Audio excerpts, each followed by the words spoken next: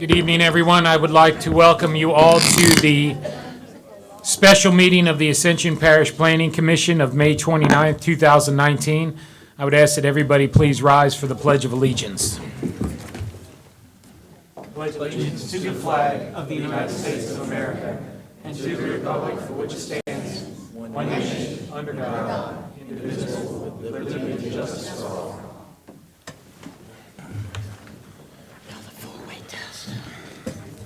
All right, let the record reflect that all commissioners, with the exception of Mr. Furman and Mr. Christie, are present. Mr. Furman will not be present tonight. However, Mr. Christie, when I spoke to him about an hour ago, said he was on his way, so I expect him to be here. Can we get an introduction of the staff, please? Stacy Webb, Secretary for the Planning Commission. O'Neill Parrington, Assistant District Attorney, sitting in for Cody Moore tonight.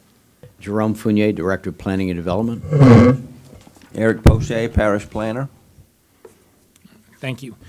All right, we are going to get right to the public hearing to approve or deny the Ascension Parish Master Land Use Plan. Before we begin, I would just like a couple of reminders. There are many people here, all of whom, or most of whom, probably want to speak tonight and be heard, and you will have your opportunity. I will ask that everybody remain in order so that everybody has the opportunity to speak and be heard. This is obviously a debate that may arise some passions, and that's not a problem. It may arise difference of opinions, and that's part of our American way. But please be respectful of those people, even those people with whom you disagree, so that we can have a full and open debate on this.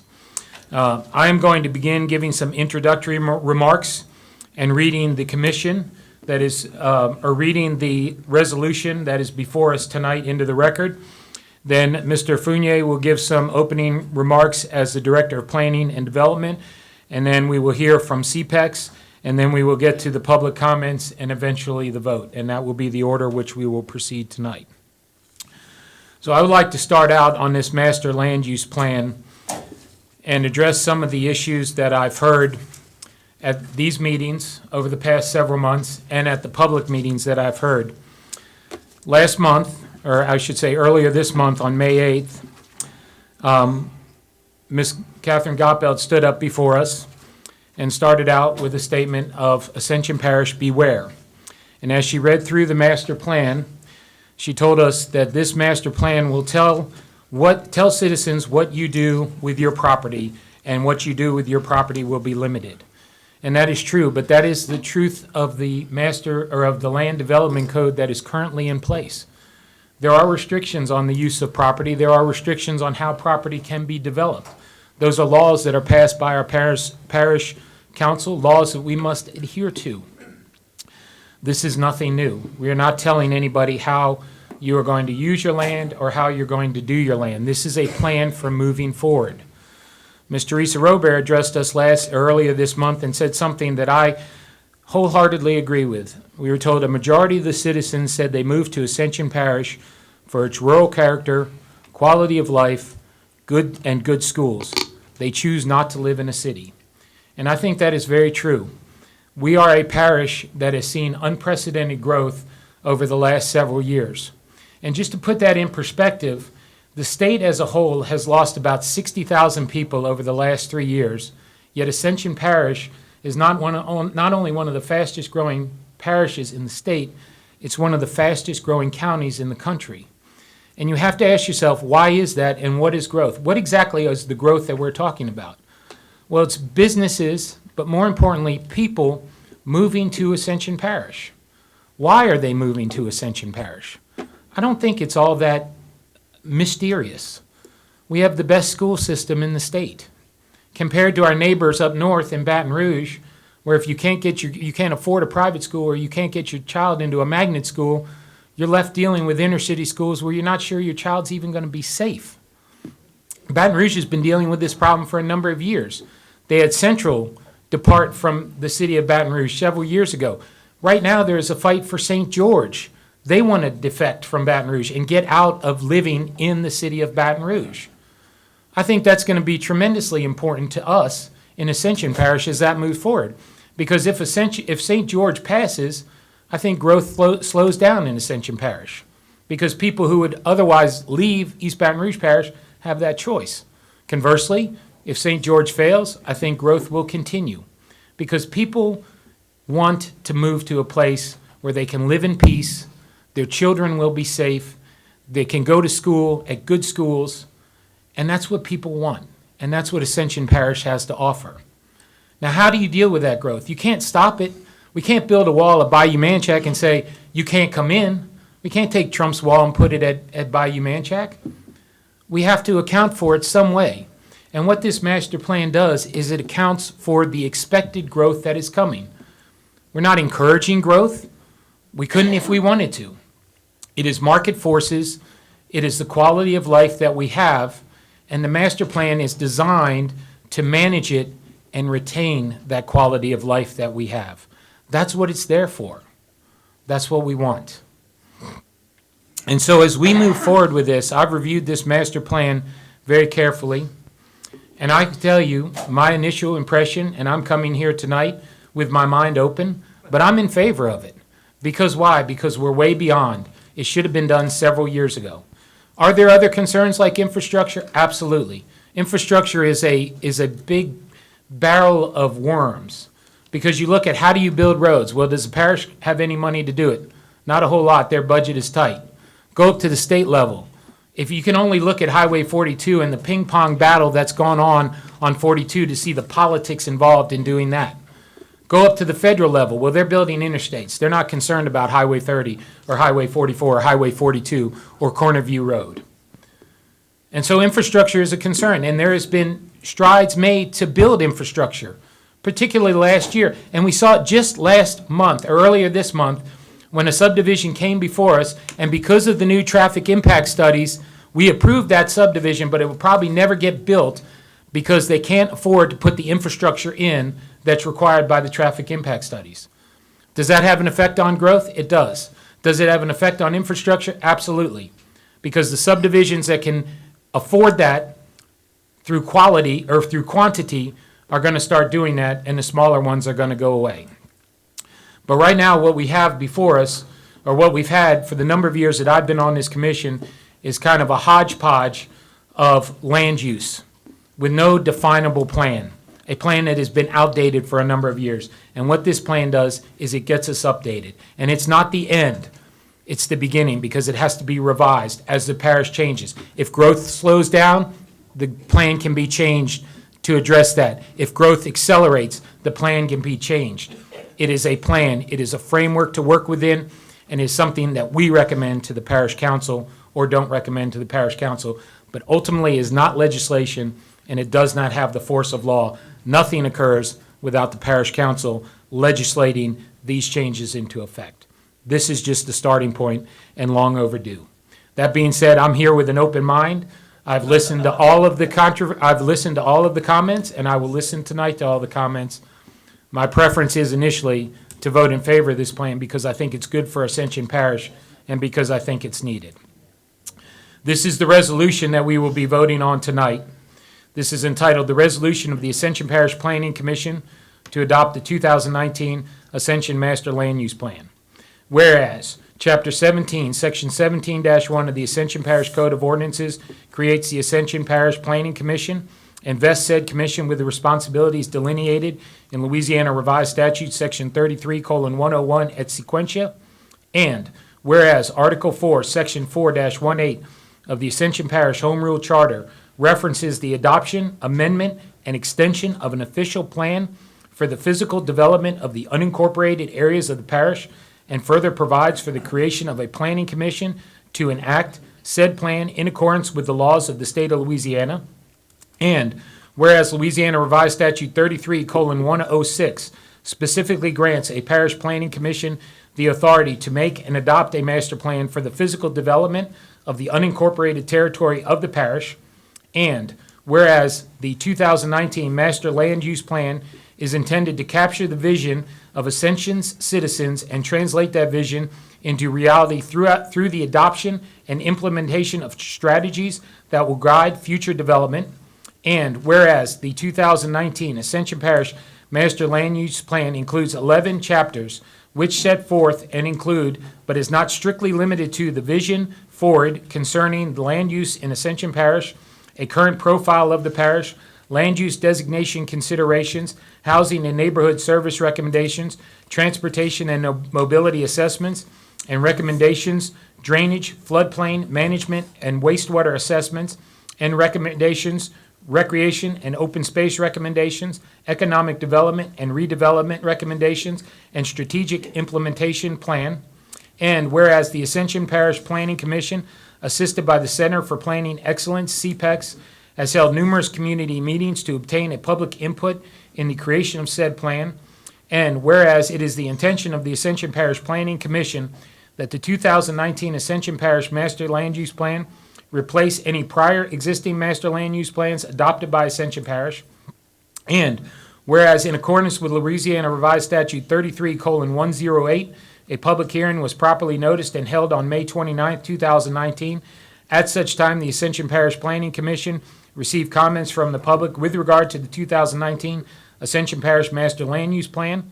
Now, therefore, be resolved that the Ascension Parish Planning Commission, by the Ascension Parish Planning Commission, that it does hereby adopt the 2019 Ascension Parish Land Use Plan with all attachments, maps, and references made therein. And now, therefore, be it resolved that the Ascension Parish Planning Commission Chairman is hereby authorized to file a copy of the 2019 Ascension Parish Master Land Use Plan with the Office of the Ascension Parish Council, the governing authority for the Parish of Ascension, to the record, to record the same with the Ascension Parish Clerk of Court, and to effectuate any other requirements set forth within Louisiana Revised Statute Section 33:101 et sequentia, as said requirements relate to the procedure for adopting and enacting a master plan. This resolution having been submitted to a vote, the vote thereon was as follows, with blanks for the yeas, nays, abstentions, and absences. And the resolution was declared adopted on this 29th day of May, 2019, signed by me, Matthew Pryor, Ascension Parish, or Chairman of Ascension Parish Planning Commission. With that said, I will turn it over to Mr. Fournier to give us a few introductory remarks. Mr. Fournier. Thank you, Mr. Chairman, members of the commission. The parish would like to extend thanks to everyone who participated in the process. Parish council members, planning commissioners, stakeholder committee members, parish staff, and the Ascension Parish School Board who granted us access to the future homeowners and parents in our parish, and a special thanks to the general public who provided input into the process. This plan is forward-looking, but based on the attributes we have here in Ascension Parish, and especially the generous people who live here. We are the fastest-growing parish in the state and have been since Hurricane Katrina, with the exception of 1 year during that period when St. Bernard Parish exceeded us with property owners moving back to that parish, all right? The plan itself covers a 23-year period, and the population projections that were part of the plan were based on projections provided by the Capital Region Planning Commission. They were not ours, they were provided to us by that organization in Baton Rouge. And that anticipates, in that 23-year period, 52,000 people moving into the parish.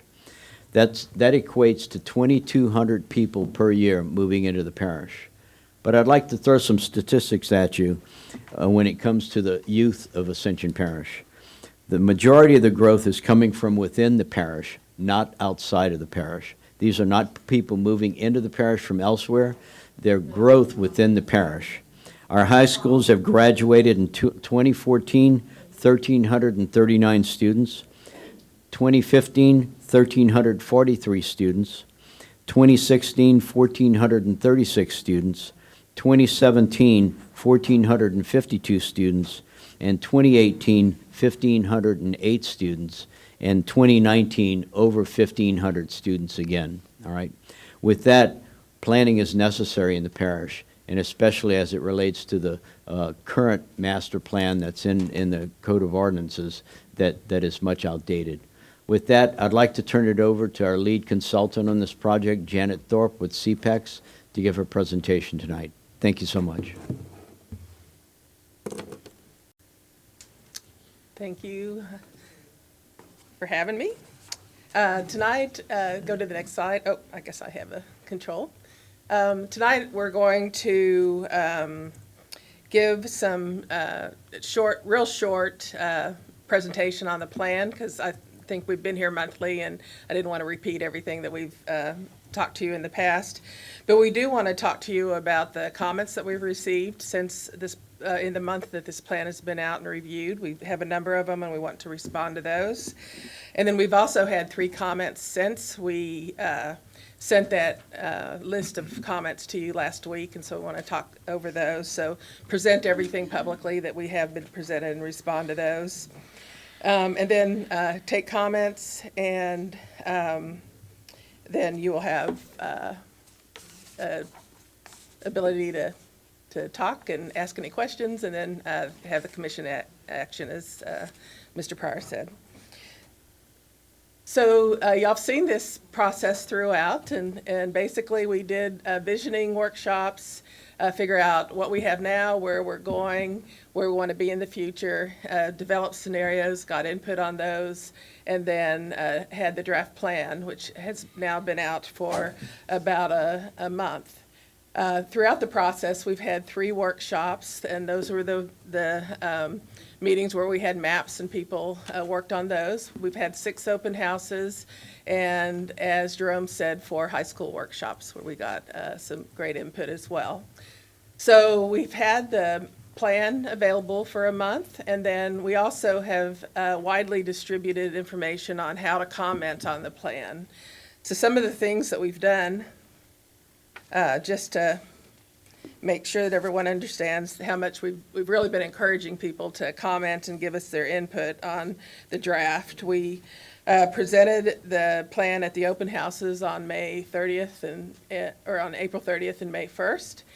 We posted it online on May 1st and sent out an email blast to everyone who has signed up at our meetings or have indicated on our website that they want information. We also printed reference copies and put them in the parish governmental complex, the courthouse in Donaldsonville, and then all 4 of the libraries. So if people didn't want to download them or look at them on the computer, there was printed copies available to be looked at. We then started taking comments on the website. We had 3 different ways that people could mail it, the old-fashioned way, email us comments, or comment through the website. So as soon as those started coming in, we logged those in and have created a master log that we sent to y'all last week, excuse me. And then after we sent that to you, we posted that online and then sent again another email blast out to let people know to look at that. So just to kind of summarize the plan, there are 11 chapters, and then there's 6 of them that are the topical chapters that are really the meat of the recommendations, and those are land use, housing, transportation, drainage, floodplain management, and wastewater, recreation, and economic development. And those chapters all have a vision, goals, and strategies that are really the meat of the plan that will guide the future development. So we also have the vision map, and this is a general map showing land use types that could occur in the future. Oops. And with those are descriptions, and I know that we've seen these a number of times, but we have rural residential, estate subdivision, residential neighborhood are the 3 residential land development types. And then neighborhood hubs, commercial retail office, and then employment, which includes industrial and business park. So the comments that we've had to date were provided in writing, and so what's in those logs were either provided in writing at the April 30th and May 1st open houses, so we recorded everything that was written down there. We've had several phone calls and then a number of comments through the web comment form. So we've had general and specific comments through the web, but we also had a person who attended the open house who taped it and did a partial transcript and annotation of it. And so we went ahead and put that in the log so that you could see that as well. She also did some next door posting and sent them in to us, and she sent them in there. We wanted to get those in, so y'all had access of those for the last week. So the comment log comes in 5 tables. The first table, and so basically we categorized them. The first table were all the map comments that we received, and I'm going to go through those individually, just because I want to explain why the rationale is for making changes and not making changes. The pink table are recommended changes, and then the purple items are no change is recommended. And most of that is because it's covered in the plan already, many of those comments. The blue are transportation master plan comments. There was a lot of comments on, especially I think Highway 44. Those have been passed on to the transportation department and the consultants doing that transportation plan. And then there were some general comments that we really couldn't respond to, and those are in green, that were just kind of opinions and general comments. So the first section that I want to go through, and I'll move through these pretty quickly, but if I need to slow down, just let me know. The map change requests that we are not recommending changes to the vision map. The first one is that they'd like to see a buffer between the residential neighborhood and employment areas at the corner of 44 and 22. So that's in this area right here, in the employment area. You can see a little bit better there. And we are not recommending a change there, only because the text of the plan covers the reason. All of the desire is to have some buffers between the residential and the employment area uses. And the plan specifically in the employment development type, it reads, due to the special transportation requirements and potential adjacency issues, attention to design, screening, and open space buffering is necessary when employment areas are adjacent to residential uses.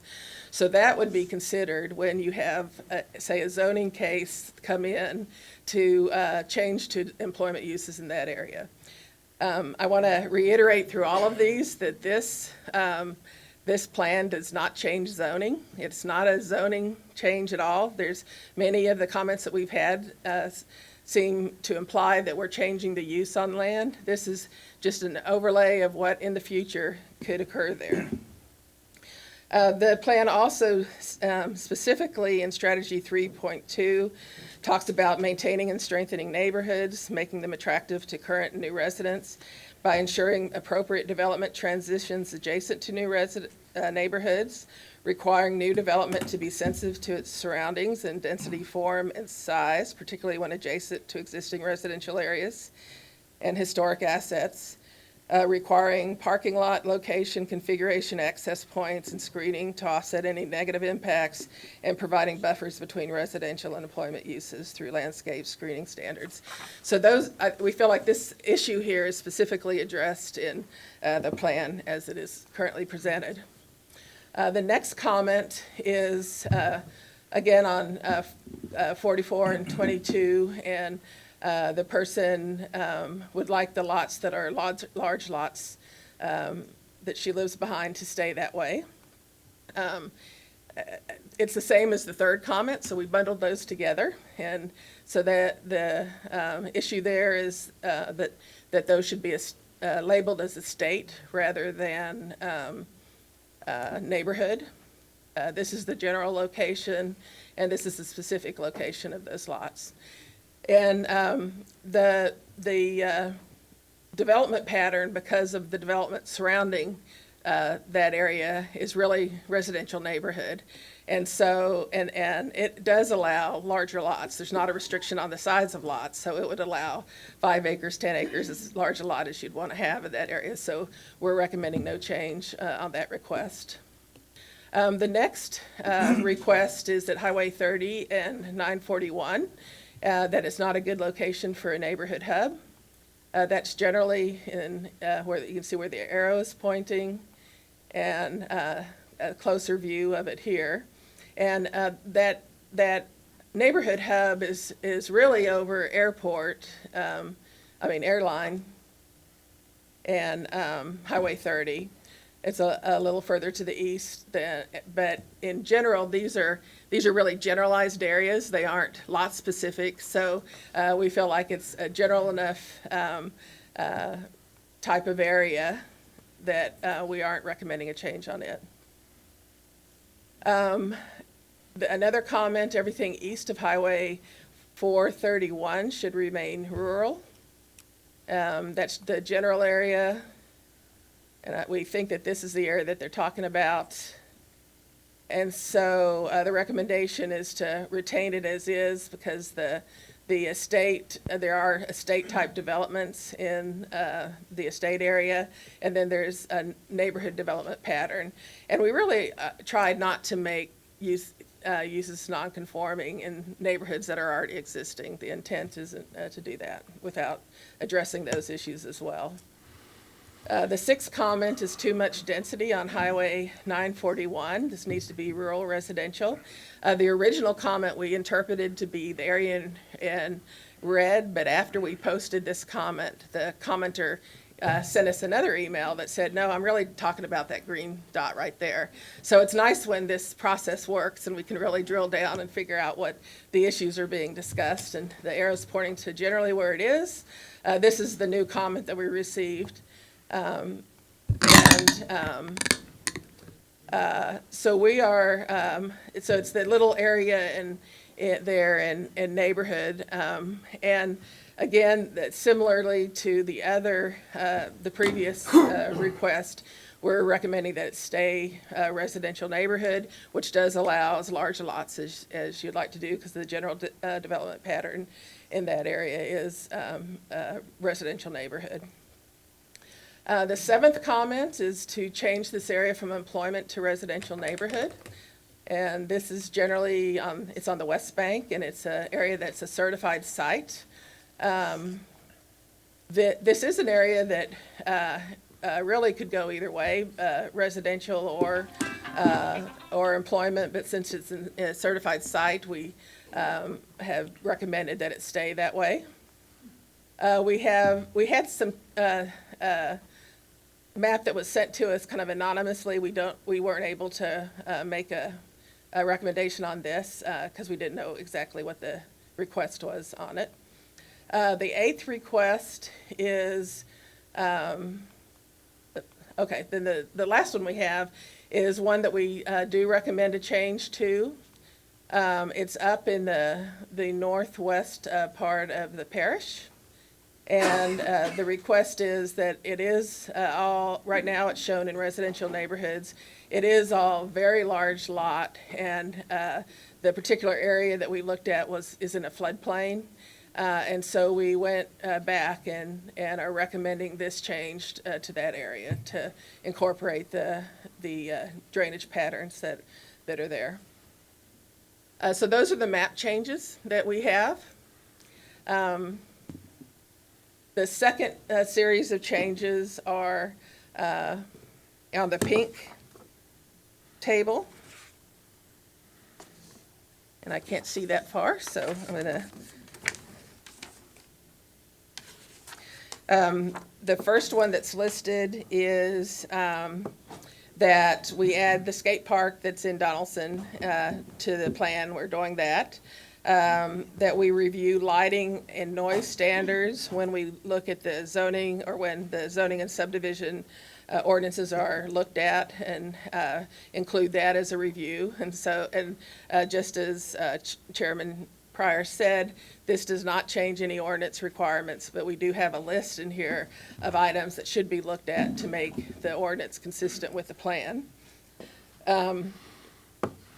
There was also a request that they look at undergrounding utilities, and the current subdivision ordinance currently requires undergrounding power lines, so we didn't take any action on that. The third request was that that we include some right to farm type recommendations. The rural development type does include retail and commercial uses that support farming and agricultural uses. So we think that, but we don't have that in the ordinance list of ordinance provisions that should be looked at, and so we want to put that in the list as well, to make sure that things like farmers markets, if people have a acreage and want to sell in farmers markets or have feed stores and that kind of thing, that those be permitted in the rural development type. And again, this plan does not make that happen. It has to be an ordinance change to make that happen. We also had a copy editor read this, and so they made punctuation and that type of corrections that we're asking you to accept. Those were, none of them were, had changed content at all. The fifth item is we finished the strategic plan, and that basically talks about how to update it, how to use the plan, and then also lists all of the goals and strategies in all of those chapters in one place. So you can really use that to track what they are, and it's kind of a cheat sheet of what the recommendations in the plan are. We did send that out to you last week, and then we also posted it and had that so that people could look at it. And then there is one content change that we would like to do, and that is in the employment development type, that we add, and I think it said this, but to me it wasn't clear enough, that we add the words "and potential adjacency issues" to the sentence, that due to the special transportation requirements and potential adjacency issues, attention to design, screening, and open space buffering is necessary when employment areas are adjacent to residential uses. So it's just clarifying that idea, that it doesn't really change that. So those are the items that we are recommending change for. Then the table 3, 4, and 5, we are not recommending any changes, but if y'all desire to talk about any of those, we're prepared to do that with you. The new comments we've received after we posted the log, the first one was the comment on map 6 that we discussed above, that he clarified his request, which we really appreciated. The second one was that there would be more low-income housing and businesses, large community center for being able to shelter in place during hurricanes, and then job training. And we think that you could include a strategy to explore providing future community centers and shelters that are multi-purpose, which is the recreation, the whole theme of that recreation and open space chapter is really figuring out multi-purpose facilities to look at that in the future. And just, you're raising the idea, you're not saying it has to be done in the next month, but just something to think about in the future as the parish develops. And then job training is already included in the plan, so no change there. And then the last comment that came in was talking about using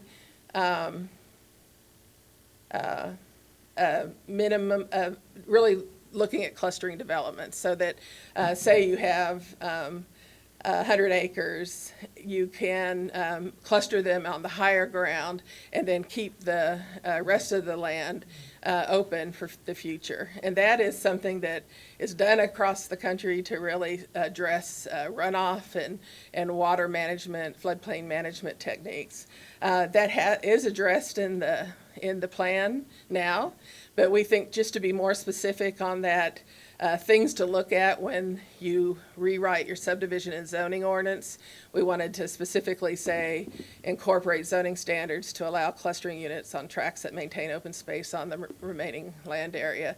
And that's not saying, and again, this doesn't make that happen. It would go through the ordinance process and be fine-tuned at that point. So just a summary of our recommendations at this point prior to the public hearing is that on table 1, map change 9 is provided on the map, that the 6 changes in table 2 are made, and that on the new comment table, changes in item 2 and 3 is recommended on that table are made as well. And with that, I think this is stuck, but I think that that's the end of my presentation. Thank you, Janet. Mr. Fournier, before we get to the public comments, Mr. Furman is not here tonight, but I did leave a message that he would like read into the record. Could you please read that for us? I'll be happy to, thank you. And this is from Commissioner Ken Furman. As you are aware, I'm not able to attend this meeting as we'll be out of the country through June 17th on a trip which was booked last June. I deeply regret not being able to attend, as the topic to be discussed at this special meeting is crucial in preparing Ascension Parish for the growth in population expected over the years to come.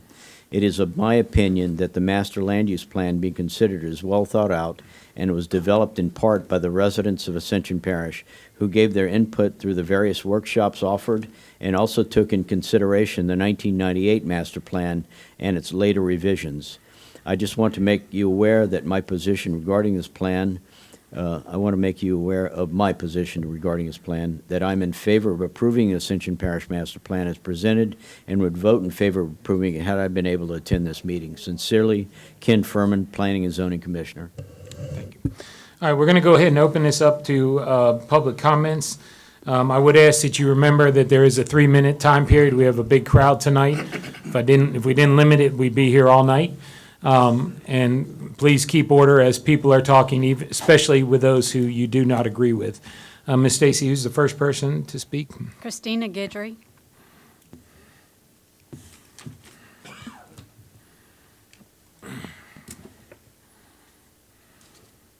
Thank you for taking my comments. When I'm faced with a decision that I need to make, I look at my values and my principles. Well, Ascension Parish zoning also has principles that guide them in their decisions. And I like the principles, and I want to read them to you as a reminder tonight. There's 12 of them, but I'm just going to read the first 3. Number 1 is to protect public safety and property. Number 2 is to manage the growth. 3 is to preserve the rural character of the parish. So I want to talk about those, each one.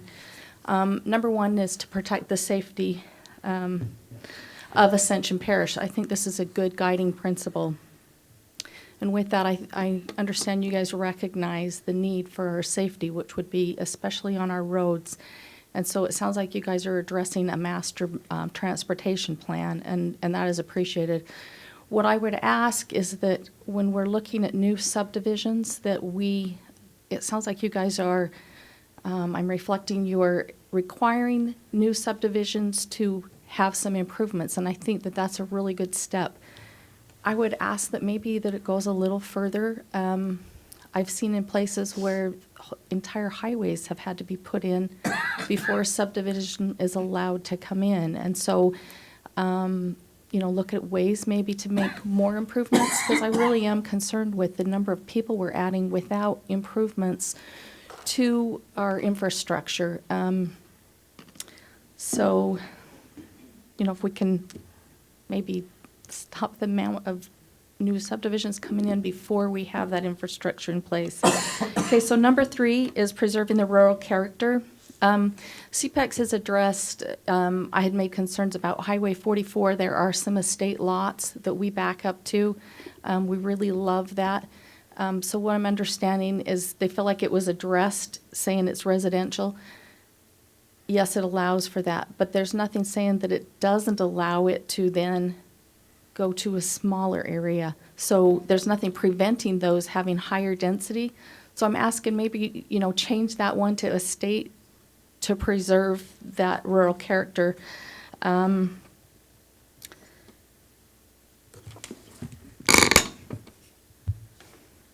I just want to say I love living here in Louisiana, just with the exception of the roads. They're frightening to me. Especially Highway 30, Highway 44. The other thing is on the transportation plan, it shows that Highway 22 is going to be extended to a 4-lane highway before Highway 44, but your own traffic studies show that Highway 44 is busier. Thank you, So maybe ma'am. if you guys can look at that. Thank you. Thank you. Lynn Whitmere.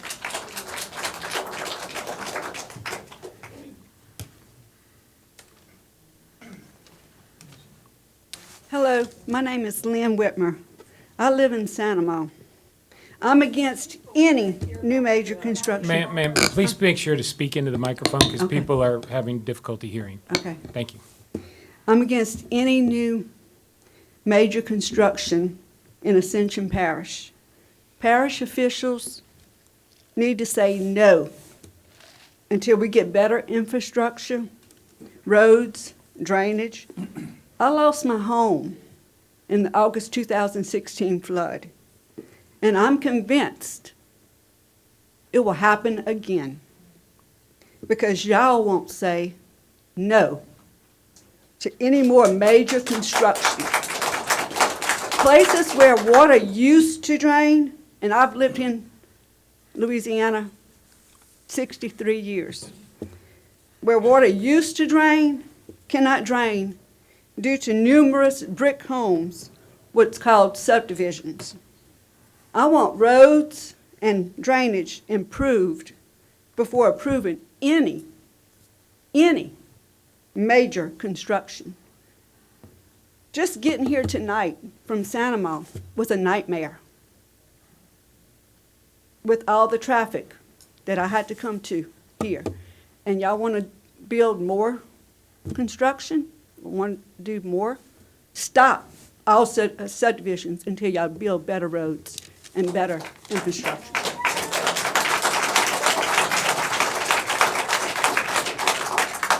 Barry Blanchard. Barry Blanchard.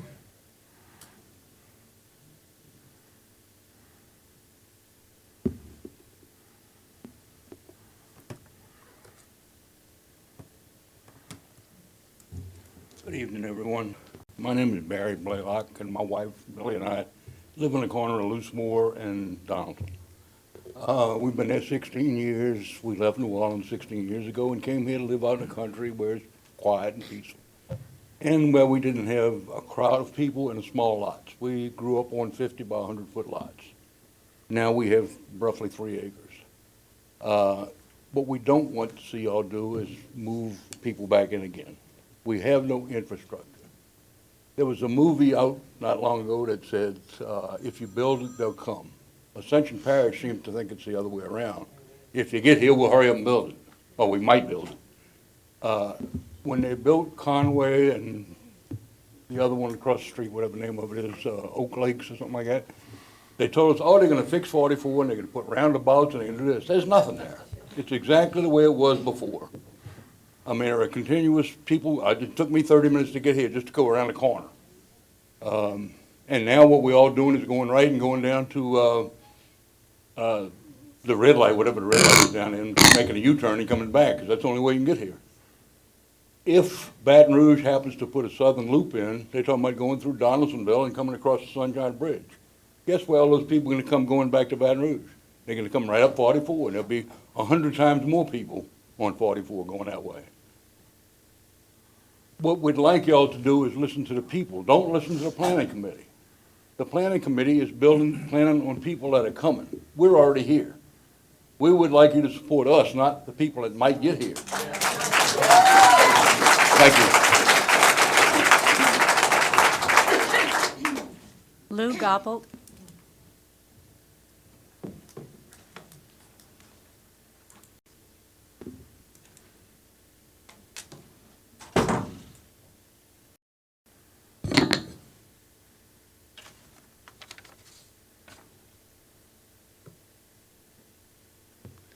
Unfortunately, I have to say that when this master plan process began, there were never any real choices for the people.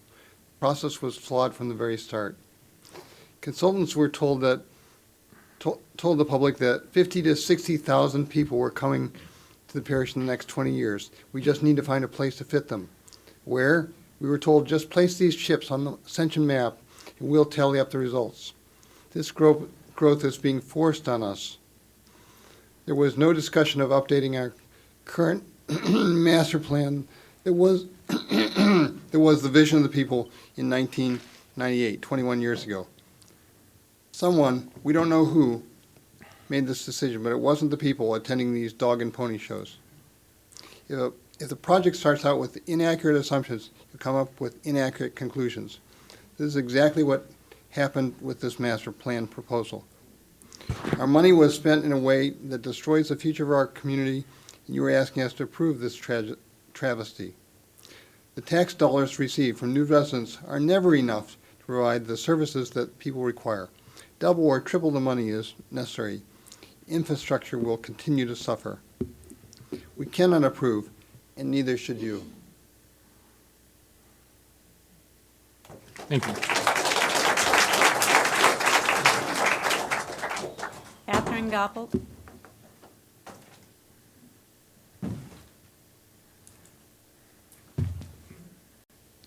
Good evening. Thank you for your time. 8 years ago, CPEX came to Ascension peddling a similar proposal that was soundly rejected by the citizens. Then we paid $350,000.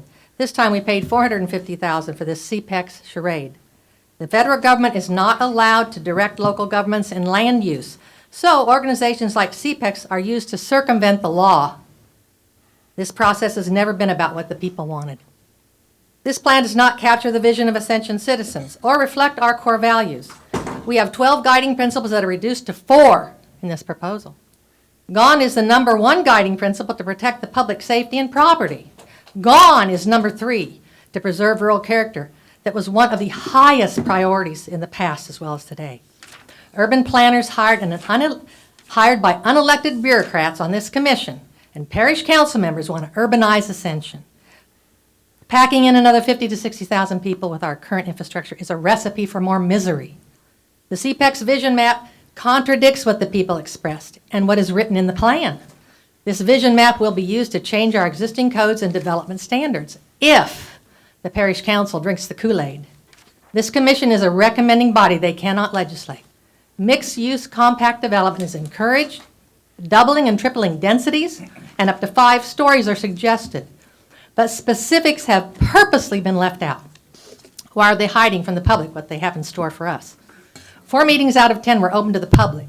6 stakeholder meetings behind closed doors discussed this proposed plan with 30 to 31 individuals, including president and former officials, Chamber of Commerce members. The deck was stacked. 60% of the time, the people of the parish were shut out. The public was not allowed to attend or to know what was being said. No meeting minutes were recorded. What a deception. The process is anything but fair and transparent.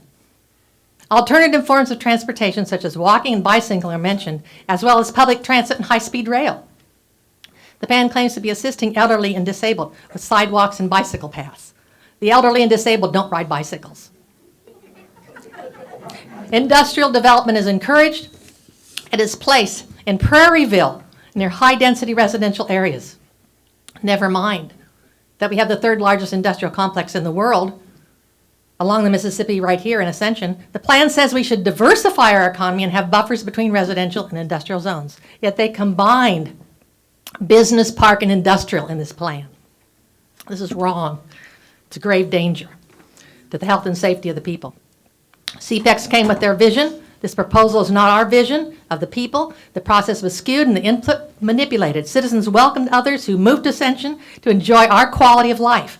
Do not destroy what we have in this urban vision, or with this urban vision. Adequate infrastructure first, and we can manage future growth. Vote no, stand with the people. I'd like to place these comments in the public record. Thank you. Okay.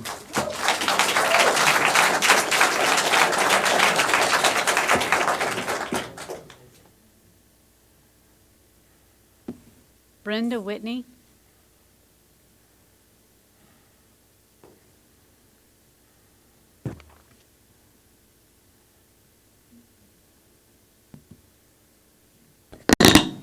Good evening, and thank you for listening to us this evening. I would appreciate, though, if you all could stay in the room and listen to what we have to say instead of exiting the room.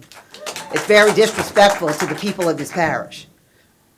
With that said, when I got here this evening and they asked me if I wanted to comment, I wasn't sure because I didn't really know what I was coming to listen to. Unfortunately, because of work schedules, I wasn't able to make all these other meetings and to know what was going on. But I do know one thing. We've outgrown what we already have, and we can't afford any more growth. It's not possible. How many of you have to drive to Baton Rouge every day between 7 and 8 in the morning? That's a joke. It takes me longer to get from where I live on Cannon Road to I-10 at 621 than it does for me to get from 621 and 73 to my office on Goodwood Boulevard. That's ridiculous. It shouldn't take that long. But we're not doing anything to help the roads. We just keep adding more subdivisions. As Ms. Whitmer said earlier, Just say no. We tell our kids to say no to drugs. Why can't you say no to subdivisions? They need to stop until we catch up. It's not happening.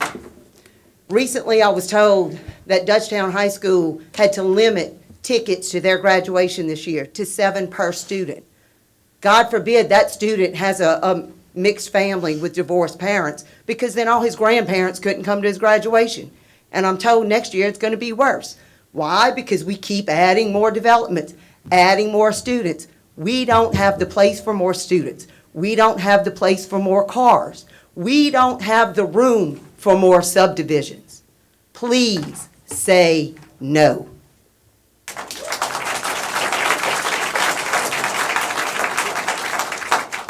Eli Brooks.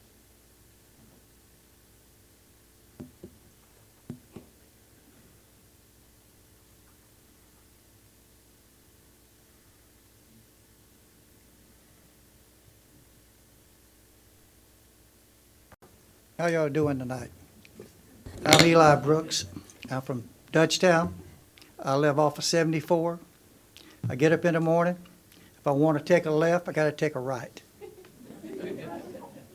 Coming here in the afternoon to take a right, I have to wait 20 to 30 minutes. Growth is way over. We need to hold back on growth. And another thing, y'all up here to represent us, but you don't represent us. You represent yourselves. Mr. Pryor, you said you came here with an open mind. Then you said my mind's already made up, so it's not open. So what I'm gonna get to, y'all have these subdivisions built. I've been here for 50-something years. Every time, 29 years ago, I came here, and first thing I heard, no impact. If you have 200 homes, you got 400 cars. There ain't gonna be no impact in that subdivision, but there's gonna be damn sure impact on that road. You got another big subdivision being built right now, Conway. How many homes are in there? 500? That's 1,000 more cars.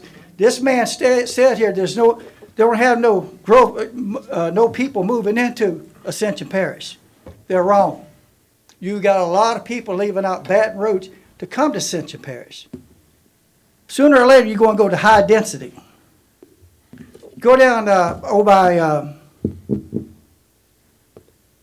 by the Waffle House there and go on Veteran Road there. Yeah. Look at the high density you have there. I'll bet you're going to have over 1,000 cars just there, because you're going to have 2 people living there. Then if they have kids, you're going to have another car. So you're going to wind up with about 3,000 cars. What you need to do, what this planning commission needs to do, when you have a subdivision built, quit building these retainment ponds. That's useless, because they're filled up 90% of the time. They don't retain nothing. They don't ever retain no runoff. That's idiotic. That's all I got to say.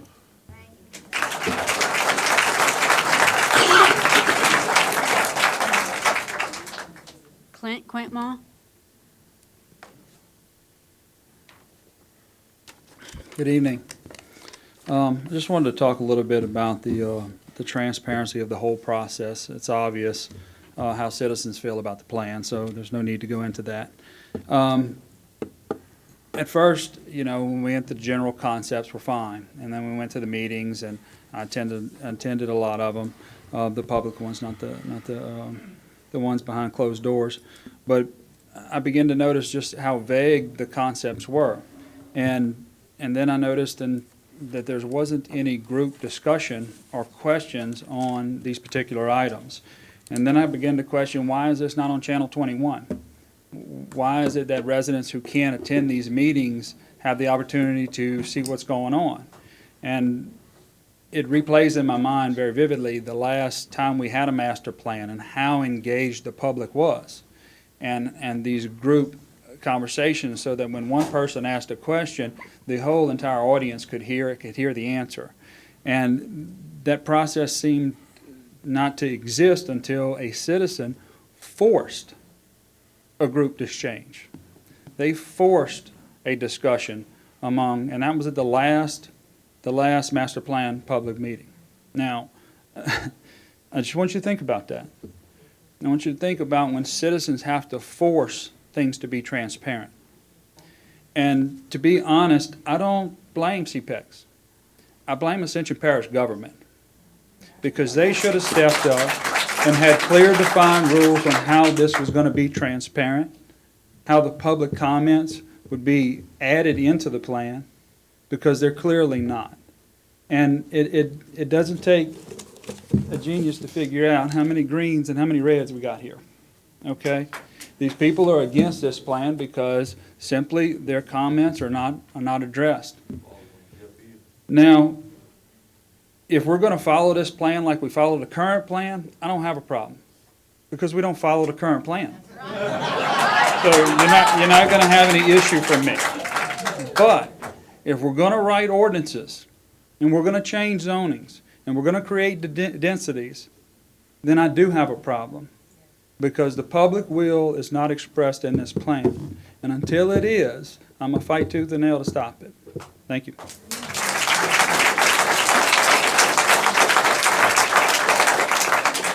Earl Moran.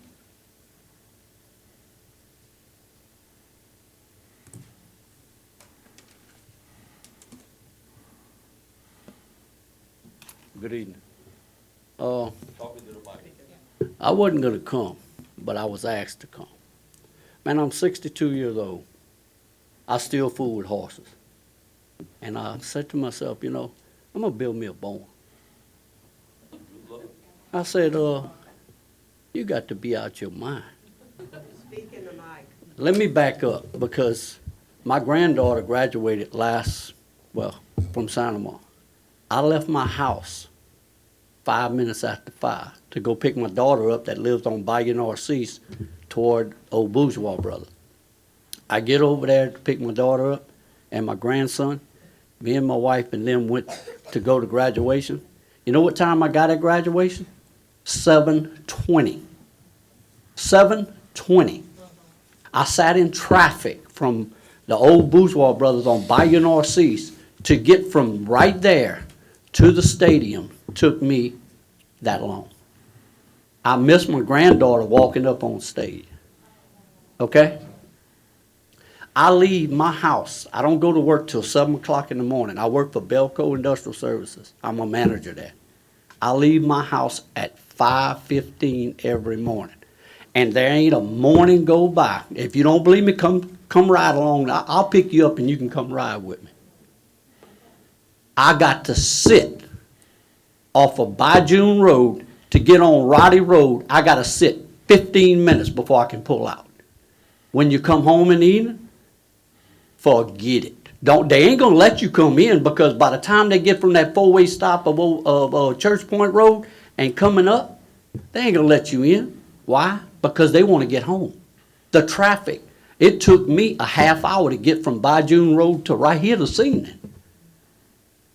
Man, I'm telling you, everywhere I look, I see clearing land where they had cows at. Man, cows are gonna be the past over here in Ascension Parish. Y'all trying to, it seems to me like y'all trying to move the people that's been rooted here and our ancestors that been here. Y'all trying to bring the other people in here and move us out, because Earl Moran, he's fixing to move out of Ascension Parish. I'm telling you, I got a horse trailer. I just asked Max. I just bought me another brand new horse trailer with living quarters, and it's 36 feet long, and I got a 2012 dually. And when I go to pull out on Roddy Road, that's suicide, because they ain't gonna let you out. There ain't no way they're gonna let you out. So I'm blocked in. I can't go nowhere. And I mean, everywhere you look, y'all shoving woods down where there was cow pastures is now subdivision. Where's all the water going? Where's all the sewer going? Who's gonna start drinking the sewer next? Oh, they tell you, we're gonna put these modads, you can drink the glass of water out of it. Come drink it. I'll let you have the first glass.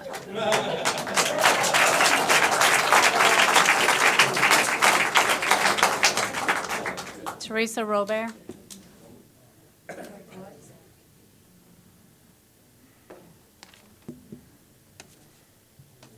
Contrary to CPEX's claim numerous times throughout the proposed 200-plus page master plan, the proposed plan does not capture the vision of Ascension citizens and reflect citizens' core values. Hundreds of residents participated in the 4 public meetings over the past year. Not once did I hear citizens ask CPEX to increase densities, doubling and tripling them. However, citizens were not allowed to attend private meetings of the Ascension Parish Master Land Use Plan Stakeholder Committee of 30 appointed government and business people. After finding out this committee existed, Ms. Gulpel asked Parish Director, Mr. Jerome Fournier, if these meetings were open to the public, and he said no. She was also told there were no minutes of these meetings. Did members of this committee ask to raise the residential densities and request the urbanization of Ascension Parish to fit the 50 to 60,000 more people? Is it a conflict of interest that Parish Planning Commissioners Julio Dumas and Matt Pryor were 2 of those on this special committee and will be voting on their plan tonight? Residents who attended the CPAC's public meetings consistently stated the need for infrastructure first before additional development. They expressed concerns about the lack of adequate infrastructure throughout our parish, where citizens are gridlocked in daily traffic, compromised public safety, impaired drainage, parish-wide substandard roads, no parish-wide sewer, and overcrowded schools. Interestingly, while the proposed master plan confirms these are real problems in our parish, the land use vision map does the opposite, increasing residential densities where there is not adequate infrastructure for what already exists today. Currently, Ascension Parish zoning is 1 home per acre in conservation, 2 in rural, and 3 in medium-intensity residential. Apartments were allowed in mixed use. Proposed new densities per acre are more than tripling in some categories. Earlier in the process, ranging from 4.5 to 10 homes per acre. The final proposed master plan withholds pertinent information for densities now allowed under residential subdivision and neighborhood hub, the largest areas of Ascension Parish to be changed with higher densities per acre. This fact has been hidden from citizens. The process utilized throughout this process has been a farce, pretending to create a respectable appearance of transparency. Hundreds of residents participated in all of these public hearings, vocalizing the desire to protect our valuable quality of life. Citizens strongly and consistently rejected being urbanized. This appointed commission and CPACs have persistently crammed this high-density proposal down our throat. Citizens refuse to swallow it. We pray that our elected officials on the parish council will stand up for citizens in the end as you bring these to codes and enact this, protecting our quality of life, and reject your proposed plan. It is not the people's plan. They will vote.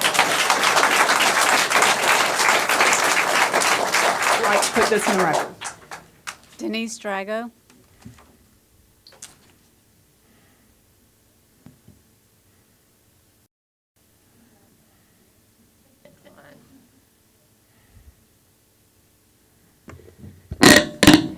Even though, my name is Denise Drago, and even though I'm not well tonight, it was important to me to come here for my kids, my grandkids, my friends, family, and Ascension Parish residents to say this whole process has been a sham. We've been guided through what y'all wanted.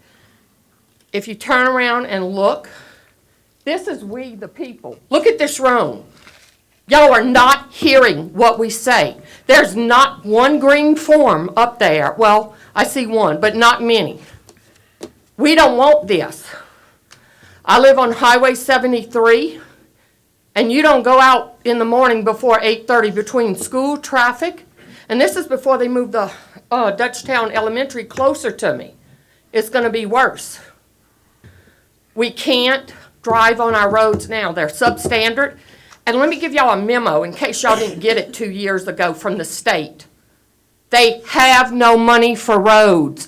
They're going to continue on doing 42, but they took some of the roads that they were supposed to do off because they said, we have no money. We will not be doing any new roads. And y'all say, oh, they state roads. And then the new gym, they pull money from the general fund that we could have used for parish roads to go to the new gym. And unlike what he said, my son moved to League City, Texas. And if you've ever been there, they had the infrastructure first. It's 4-laned everywhere. You can get around. There's more people than here, and it's wonderful. He loves out of state. They don't want to stay here because you're in a traffic jam. If the interstate breaks down, it takes you an hour to get from the interstate to St. John's Church, 1 hour in the afternoon or morning, depending when it breaks down. Same thing, if airline, you can't do it. People are tired of what should be a 10-minute ride taking an hour. Say no, N-O, simple word. And most of y'all are attorneys and big shots and stuff. Y'all may not have to be at work for 8 o'clock in the morning, but the rest of us here, most of us do. And it's hard. And it's suicide getting out on some of these roads. Listen, please listen to what we say. We do not want this. We do not want the density. And you tell people, no, we don't have it. This is what's available. And guess what? The market's going to go up because if you have housing and they're coming here from Laplace, from New Orleans, from Baton Rouge, from out of state. Please listen to the people. You're supposed to represent us. Look at all the people. They won't know, and y'all not listening.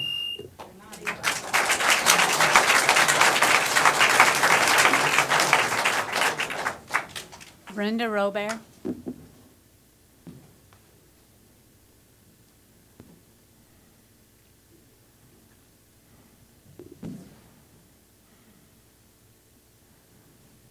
Hi, I'm Brenda Robert. I've lived here for 48 years. I live in the city, but I have property in the parish. And I have 4 kids and 15 grandkids. I'm here for them as well as myself. I'd like to thank you all for doing the service you do. We don't agree with your determinations sometimes, but we do thank you for doing your service. And I thank all my neighbors who are here and apologize for my not having been at earlier meetings. One of the things that really bothered me is that I haven't seen a map that actually shows all the roads in this parish. It's like you look at this vague drawing and you can't tell where what is. I respectfully request that no vote go on this evening unless a map is put at the library that is complete. Something I can explain to the others that ask me about it, how to see how it impacts them.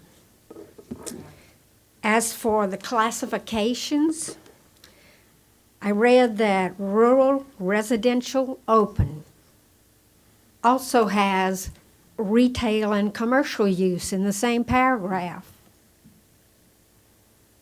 Estate subdivide definition has commercial allowed. Why are we even classifying it if we're going to let it be all mixed residential and commercial?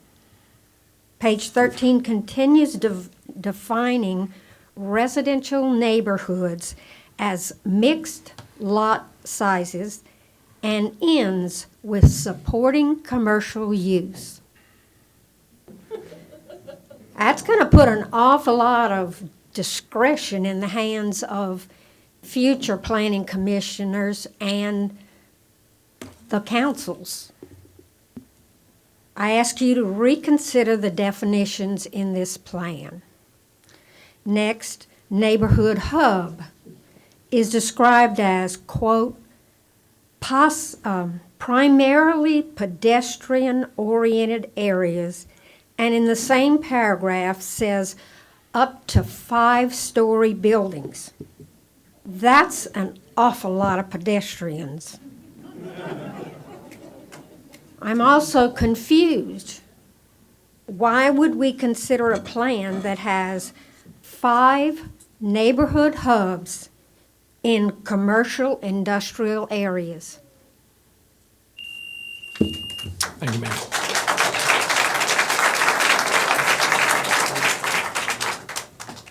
Alvin Burke.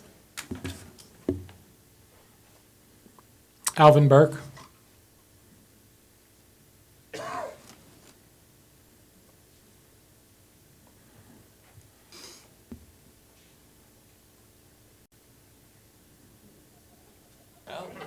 Brad Burke. I've been living in Gonzales for 58 years. I work at Nova Chemicals. I work shift work, so it's easier for me to get to work because I got to get up at 4 o'clock in the morning. I don't have to, but I do because of traffic. Highway 30 is a nightmare. Those concrete stoppers that they put in the middle of 30 from Interstate to 73 is a joke. California has what they call a two-way traffic.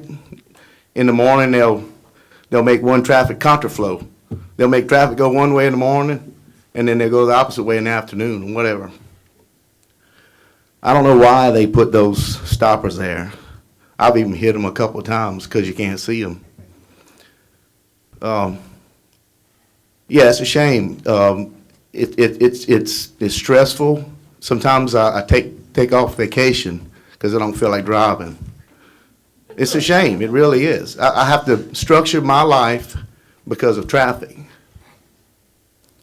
A buddy of mine I work with, he was in Dawsonville the other day. He hits a pothole and lands in the ditch. $2,700 worth of front end damage on his truck because of the roads. We need wider roads, not more people. You have to widen the road. You can only fit so much blood in a vein. That's why you go through heart surgery, because you can't work. It's not working. We need drainage. We can't even go through the roads without getting flooded. I mean, it's a nightmare. I have property on Highway 30 off of 44, south of Gonzales, floods, and it makes about, I don't know, 3-4 acres of water. It's a pond. I mean, the land doesn't do you any good. You know, we could put a subdivision there. I don't see anybody running to buy it. I think Chris Robert wanted to look at buying it and building digging a pond and raising the land up.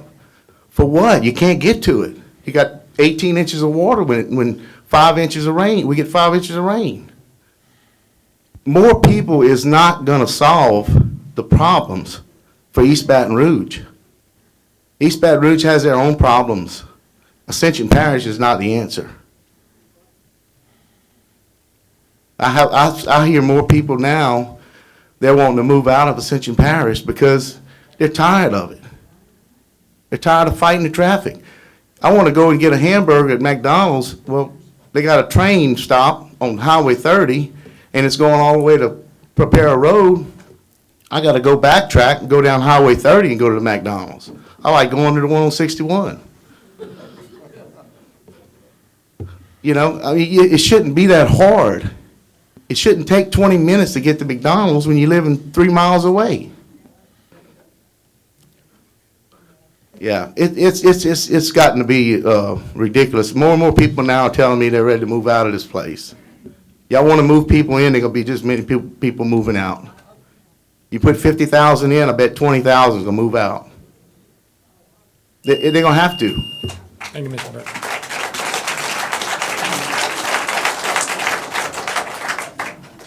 Eddie Denham.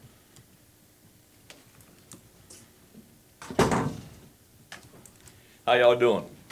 My name's Eddie Denham, and I own VTS Garbage Service. And y'all wanting to change the way I do my business for seniors and disabled and handicapped people. I want you to tell those people that they don't have a choice in who they choose for their garbage provider. You wanting to turn it over to one of the big guys. Well, guess what? Look how it's working in Baton Rouge. Republic ain't working out too good for them people. $35 million, and they still can't get the people's garbage picked up. It ain't working in Zachary. It ain't working in Baker. And guess what? Go to Livingston. Call anybody in Livingston and ask them how their garbage provider's working out with waste management. It ain't working either. You want to take the business away from me and give it to one of the big guys. But you know what? That's not the answer. The people should have a right to choose who they want to pick their garbage up, not you. It's a shame that I have to come up here and represent the 2,000 plus customers that I have, that to tell them, oh, you can't use me no more. I've been doing this for 2 years, sir. I've not missed one person's garbage pickup day. Can Republic say that? Can Waste Pro say that? No. You got Dale's garbage provider. He's been doing this for 30 plus years. He's got an excellent reputation. If you want to find out about what my business is and what we provide to the parish of Ascension and the people in Ascension, go on Facebook, go on Ascension Business Report, and just type in my name, Eddie Denham, and find out what people are saying about my garbage service. I respect what y'all do, but you're not respecting what we do. By offering something and putting it on the table to somebody else and not giving the public the right to choose, you're taking that away from these people. Furthermore, about the subdivisions, I'm all for the subdivisions. You put in many subdivisions as you want, because that's great for my business. But let me explain something to you. I have to leave at 2:30 in the morning to pick people's garbage up in Ascension Parish. Why? Because the traffic is so bad. It's 7 o'clock in the morning. You can't get to Dutchtown. So I have to rearrange my whole business plan to get to Dutchtown. Go on Highway 42. That's a disaster. That's a disaster. If I got garbage service customers over there, I have to go either at 3 o'clock in the morning or at 8 o'clock at night. Now, I don't know about you. I don't like being on the road at 8 o'clock at night picking people's garbage up. The valet service that we offer, we walk up to your front door and get your garbage for you. Can Republic offer that service to these people? No. And I'm going to tell you, the amount of money that they have available to them, and they can't even pick the people's garbage up. What you going to do? Thank you. Before we call the next one up, and I've refrained from commenting, but Mr. Denham, I don't believe that anything in this master plan has anything to do with garbage pickup or limiting your business. There actually is. You want to turn it over to the to parish-wide garbage service. It's in there. And that's what that's about. You take that away from the voice of the people. Listen to what these people are saying. These people got family at home. Yeah. They didn't come up here just to come over here to visit with y'all, which is great. But let me tell you, I'd rather be doing something with my kids at home than coming up here to voice my opinion about the service. Thank you. Well, I would just say that I'm against parish-wide garbage. Take it out of the plan. Take it out. Read the plan. Next one, Miss Stacy. We're going to remain at order, please. Miss Stacy, who's the next person? Briss Duplessis. Mr. Briss.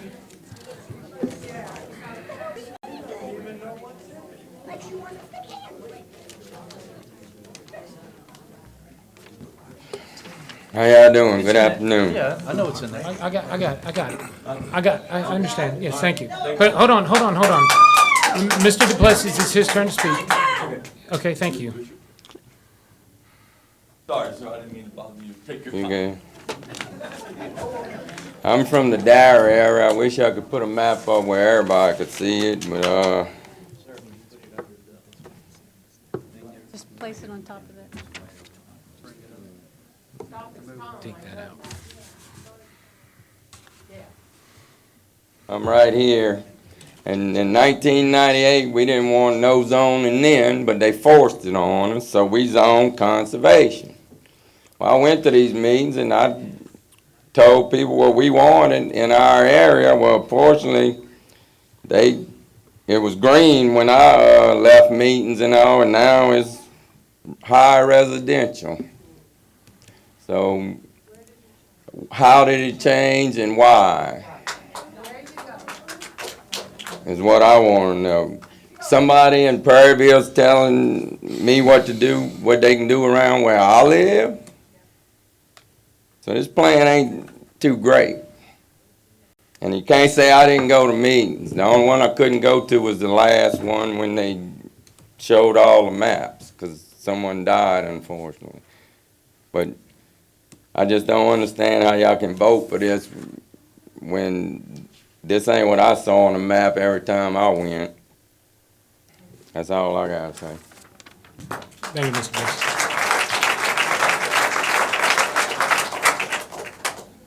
Debbie Kidder.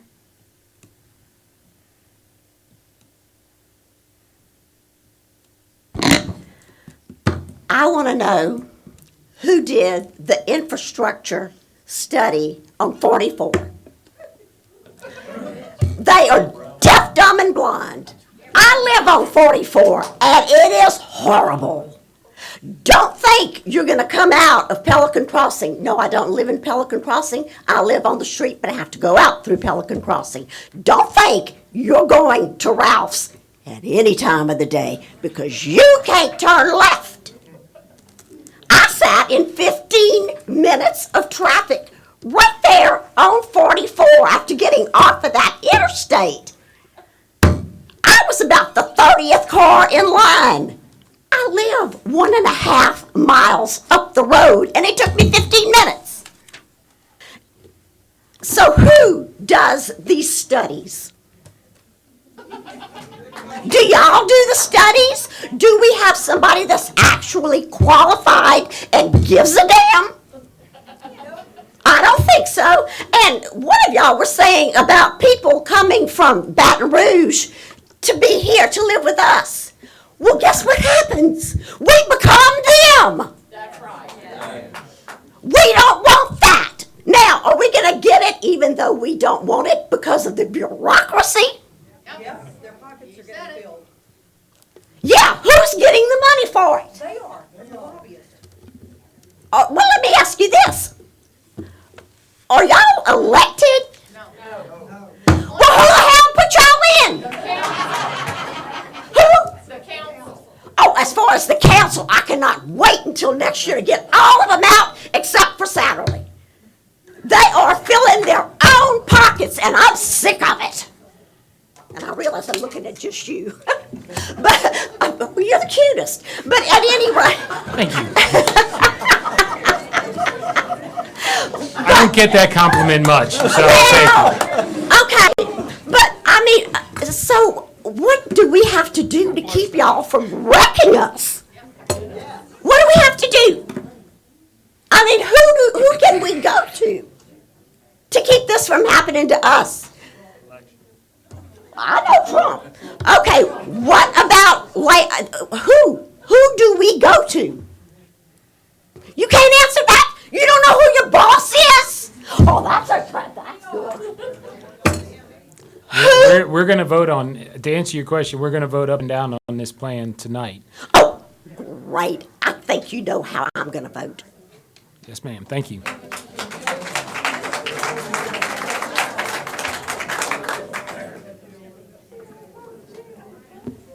Anyone else? Yes. Huh? Yes. I'm not sure how to say this name. Is Donna Robert or Donalo Robert? Donna Robert. I think. Donna Robert? Don Robert. Donald Robert. Good evening. Thank y'all for letting me speak. Almost 3 decades ago, Parish decided that the right thing to do was form a different kind of government. Those people that have been elected in almost the 3 decades leave a hell of a legacy. You can't get where you're going. The traffic is atrocious, worse than terrible. The flooding is unbelievable, and it's only getting worse. You think people come here to Ascension Parish to get to our schools because they're great. They come here because the schools all around us are terrible. I've got a wife that's a retired teacher. I've got a daughter that's a teacher. Don't fool yourself. Now, if y'all gonna want to be part of the legacy for the last 30 years, now go ahead. I know it's hard for y'all to do this. Y'all volunteer your own time. I also know that people that sold land 5 years ago and made a lot of money, their neighbor that's getting older and has 40 acres and maybe he can leave something for his family, I understand him wanting to do that. So you can't cut out everything. But there's a lot of things you can do. I've been saying this for 50 years, and all my good friends that's in the dirt business hate me for it. Every house from Baton Rouge to the mouth of the river should have been pier and beam. Every house. Should have had an impact tax 30 years ago, a 1% impact tax on every house, unless you had property that you owned and you want to give it to your family to build, should have had that. But no, the builders voted against that, so it never was passed. And this is the kind of shape we're in. You have a chance to do what's right. You have a chance to do something for Ascension Parish that nobody else has. You got to think of the landowners, but when you invite people in, they got to pay the price. They come here, they buy a lot with, on each side, and they try to tell everybody what they do. They want bike paths, they want recreation, they want their baseballs to go in the sewage ditch so their son can play. A lot more things you can do than just build subdivisions. You have to work on infrastructure. And I don't know why you have to pay somebody $400,000 to do it. Something that you can do, someone in the parish can do. See the needs, do it. Let these people sell this property. But let them sell it to the people that's coming in and they're going to pay to be in here. Thank you.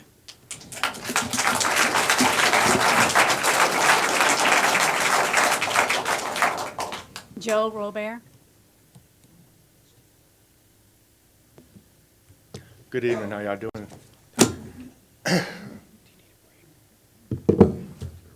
Whenever y'all are ready. I'm gonna wait till they're looking at me. Yeah, no, go ahead. We're ready. You ready? Okay. Yeah, I'll even add on to 10 seconds. Appreciate you. All right, I'm here. I was here through the Gonzales CPEX thing and kind of went through the same program. I'm here for this one. The Gonzales one was a little better because they kind of tailored to the needs and they did implement some of the stuff people wanted. But this one is not. This one is terrible. I've got some notes right here on it. Just there's so much here tonight that you've already heard. I'm gonna try to kind of stay away from some of it.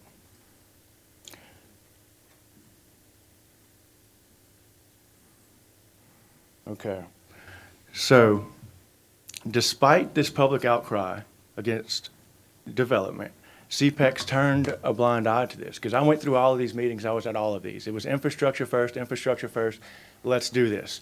I don't see any of that reflected in any of this stuff here. The way they did this and the way they got by with doing this with the results, I would assume is putting children and kids into the mix. Now, the reason that doesn't work for me is because you don't put data gathered from high school children into a project that's going to determine our future. Like voters decide that type of stuff. Voters get to decide that. What's that? Yeah, they don't pay taxes. More importantly, they don't vote.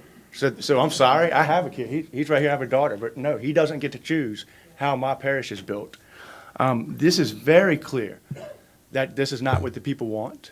I'm sure I'll hear some excuses about, well, the master plan doesn't do this, and it's just a guide. Well, that's not okay. We don't want just a guide. But I know y'all will do the right thing, because it's obvious what the people want.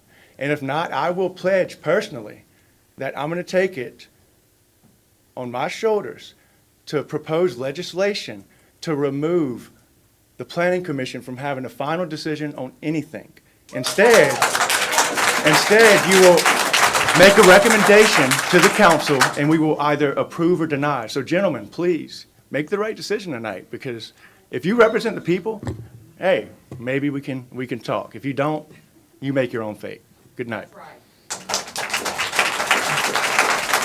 Before we call the next one up, we're going to take a 5-minute recess. There's a lot of old guys on this commission that need to use the bathroom. I'm sure many of you do too, that are not as old as some of these guys. So we'll take 5 minutes and for a brief recess and be back.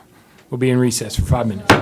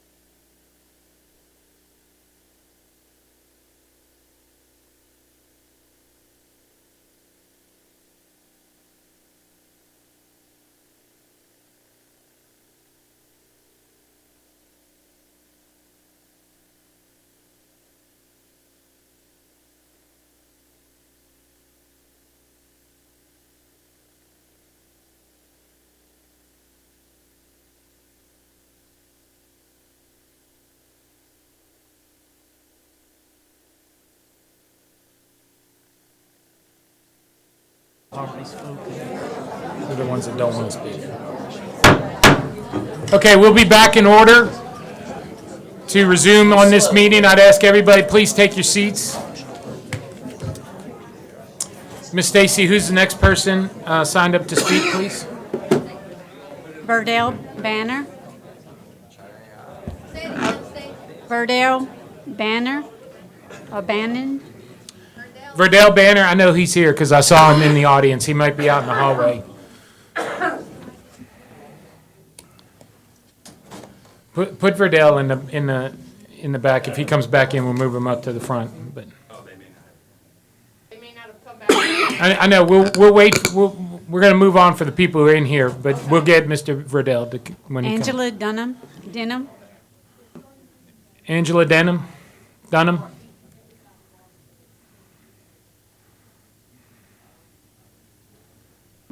Barker. Derman. Yeah, I wasn't going to kill his name. Okay, make sure we get back to Angela Denham and Verdell Banner. Sorry, I'm glad I didn't stay outside too long. Chairman Pryor, Commissioners, thank y'all for the opportunity to speak tonight. It sounds like I'm going to be a man on an island today, but I'm here asking for your favorable consideration of this plan. I'd also like to recognize Janet and Lauren with CPEX. They have been very helpful. They've made it a priority to involve the Chamber in the development of this plan, from presenting at our membership luncheons to hosting small workshops with our Board of Directors and our Government and Community Development committees. CPEX has made it a priority to include the voice of the business community in this plan, and for that we are grateful. My greatest takeaway from having directly participated in the development of this plan is that residents want to know that parish infrastructure can and will match future parish growth. The Chamber too believes... Please let him speak. I know you may not agree, but everybody has stood silent while everybody else has spoken. The Chamber too believes this to be very important, as traffic congestion is a serious threat to economic growth. However, it is unrealistic to think that we can turn away development until these services are in place. To do so would directly contradict our mission as the Ascension Chamber, which is to facilitate and foster economic growth for our members. Restricting development in the parish to a point that limits economic opportunity is not smart growth, it's anti-growth. The reality is our parish is going to continue to grow at a fast rate if our public schools continue to perform at exceptional levels and our local economy continues to thrive. But this master land use plan will be a tool that allows us to control what that growth looks like and where it goes. I must also mention that the plan will be implemented in coordination with the parish's master transportation plan, ensuring future transportation projects can be strategically planned in place for the areas where population growth and development will be the greatest. This type of collaborative planning is what smart growth truly embodies. Again, thank you for the opportunity to speak today, and I ask that you vote to approve this plan. Thank you. Thank you. Lilia White.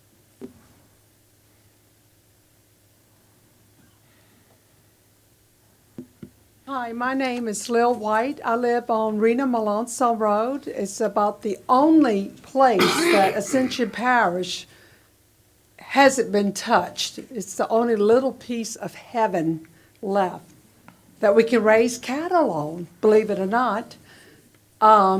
We bought a place, 25 acres, that has 6 lots on it.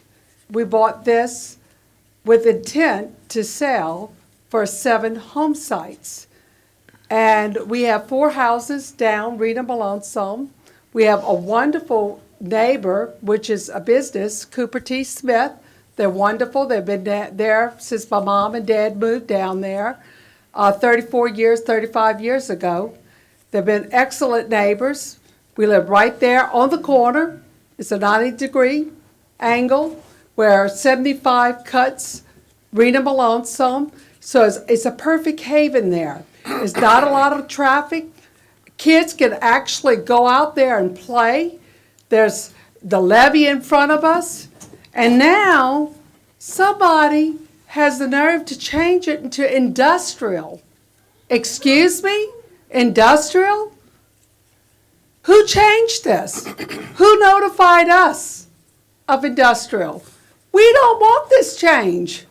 This is riverfront property This is all river, this, right now, I can't even cut my mom's backyard because it's all inundated with water. So how are you gonna put industrial? We have a heaven back there. We have 4 homes back there. A wonderful little community. And now you're telling me you're gonna make it industrial? Who suggested this? I'm like, Bress, who changed it? Who gives you the right to change our plans that we bought this property to make it residential, which we bought it for, residential? Do I get grandfathered in? Do I get grandfathered for residential? Do I? It actually doesn't change you. So it stays residential? But that other little slice, that little Still bitty bitty stays slice? Okay, so the levy is industrial? It's just a recommendation heat map, but it's not forcing any change. It's not, it doesn't change to use your rights at all. Yeah. It doesn't change your rights at all. That's But just, what about that little slice by me? What happens to it?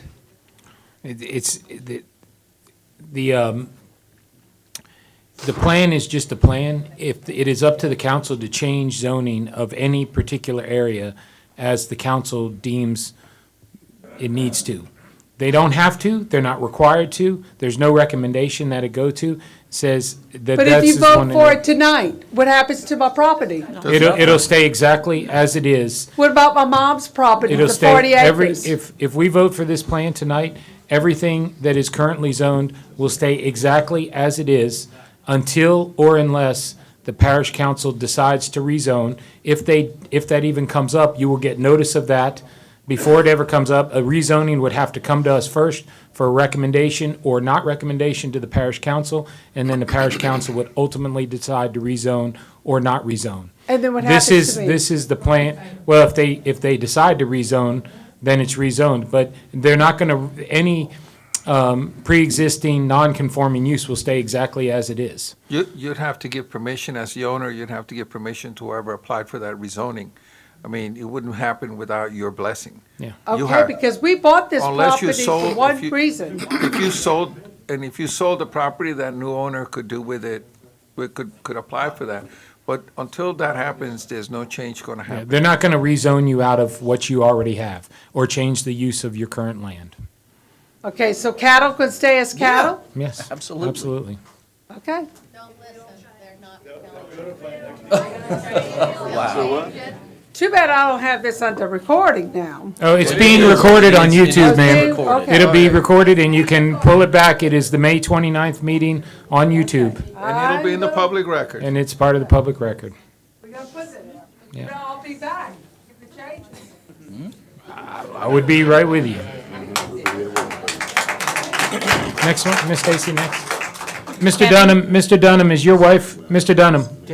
Mr. Denham, your wife was signed up to speak, but she was out when we reconvened. Is she back in the chamber? You're gonna pass? Well, I wanted to ask one question. Okay, you say it's not in there about the garbage. I said, what we said is it's a strategy point to consider parish-wide garbage. If you approve it tonight, what does that mean? Ultimately, if the parish, Recommendation, and I understand your recommendation, I take a recommendation is, if you pass it, it's good to go. no, that's not it at all. That's not it. So it's just a strategy. It's like, it's just a It's, strategy. it's one thing that somebody recommended, they put in all the strategy points of saying, hey, maybe we can improve parish-wide garbage collection by having a parish run. In my opinion, and this is on the record, the way you improve parish-wide garbage collection and make it the most efficient is for open competition. And if you have the best business, Mr. Denham, then you deserve to be the best and let the market decide it. And I'm saying that clearly, and I'm even close to the microphone to put that on the record. I support your right to operate a business. I appreciate your statement. Yes, sir. I'll change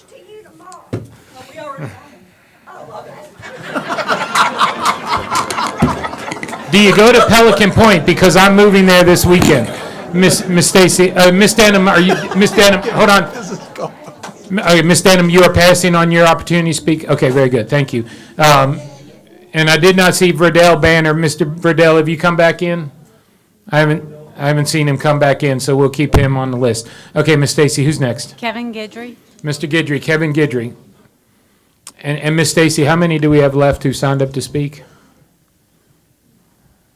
Two counting, Verdell. Okay, so Mr. Guidry and Mr. Verdell. You might be the last one if Mr. Banner is left. I don't know. So. Okay, well, like I've heard others say tonight, there's a lot of things that I'd rather be doing than be here tonight. I guess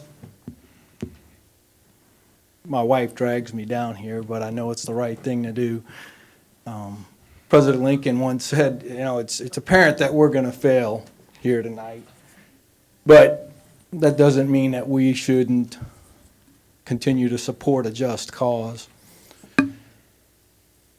I think what concerns me the most is that I know you say that this isn't setting any ordinances or really establishing any law, but it's resetting the norm. And each time we reset the norm, the boundaries shift, and they can shift left or right. And I think that's what I'm seeing here, whether it's consciously or unconsciously. I think what we need to decide, or you need to decide, is whether you're going to support the council or you're going to support the constituents that are here. It's obvious. It's painfully obvious. I mean, we don't represent the majority of the voters in Ascension Parish, but, okay, I have no way of defining whether we support, but it's very apparent that there's a large majority here tonight that feels that this master plan is really a farce. It takes courage to vote with the constituents here tonight. It may go against what you thought you were going to do when you came in here tonight. It may go against what the person sitting next to you is going to do. But that's a decision that you need to make. And I ask you to consider that. Public service is difficult, and I admire you for doing it. I have no stomach for it myself. But you chose to do it. And this is the time, and this is the thing that you were sure of that you were going to do when you first decided to get into this. And I'm asking you to go back to those roots and represent the constituents that are here tonight. Thank you, sir. Thanks. Mr. Banner is the last one. Miss Stacy? No, I have one more. One more, I'm sorry. Debbie Babin. Miss Babin? Debbie Babin?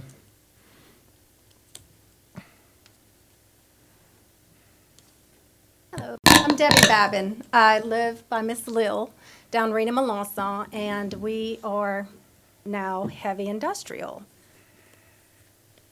Miss Lil was right. It is a little piece of heaven, and I can ride my bike on the levee, run, love living where I'm at. I moved there about 5 years ago. Initially, I was going to St. Francisville because Ascension Parish, traffic is terrible. Just the over-commercialization is heartbreaking to see how y'all are ruining a parish, ruining it. And for y'all to ruin my piece of heaven, oh my goodness. I hope y'all can sleep good tonight.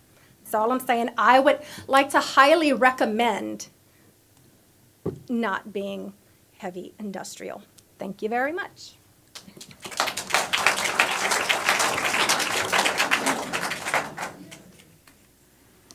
Is that it, except for Mr. Banner? And Rome has. He left? Okay, then we'll take him off. All right, before we get to that, before we get to Mr. Fournier, there are several people who have filled out cards where they say that they do not wish to speak but present, and all of these are red cards, not in support. I'll just read the names for the record. I will not give the address because I don't think people want that as part of the public record, but Mr. Ray Hall, Miss Millie Blaylock, Miss Melanie Usry, Mr. Pierre Zarang and Miss Lisa Zarang, Mr. Colin Porter, Miss Rhonda Porta, Miss Jeannie Robert, Miss Bonnie Hinyup, Miss Randy Robert, Mr. Fran Tompley, Miss Giselle DeSherry, Miss Peggy Rose Martin, Miss Polly Broussard, Mr. Barry Marchand, Miss Wendy Alvarez, Mr. Darrell White, Miss Cynthia White, Mr. Terry Ussery, Miss Linda DeLon, Mr. Steve Juneau, Miss Cynthia Lazard, Mr. David Oob, Miss Lynn Burgett, Mr. Brandy Drago, Miss Beverly Cooper, Miss Hannah Landry, Miss Sheila Haydale Billingsley, Mr. Michael Odell,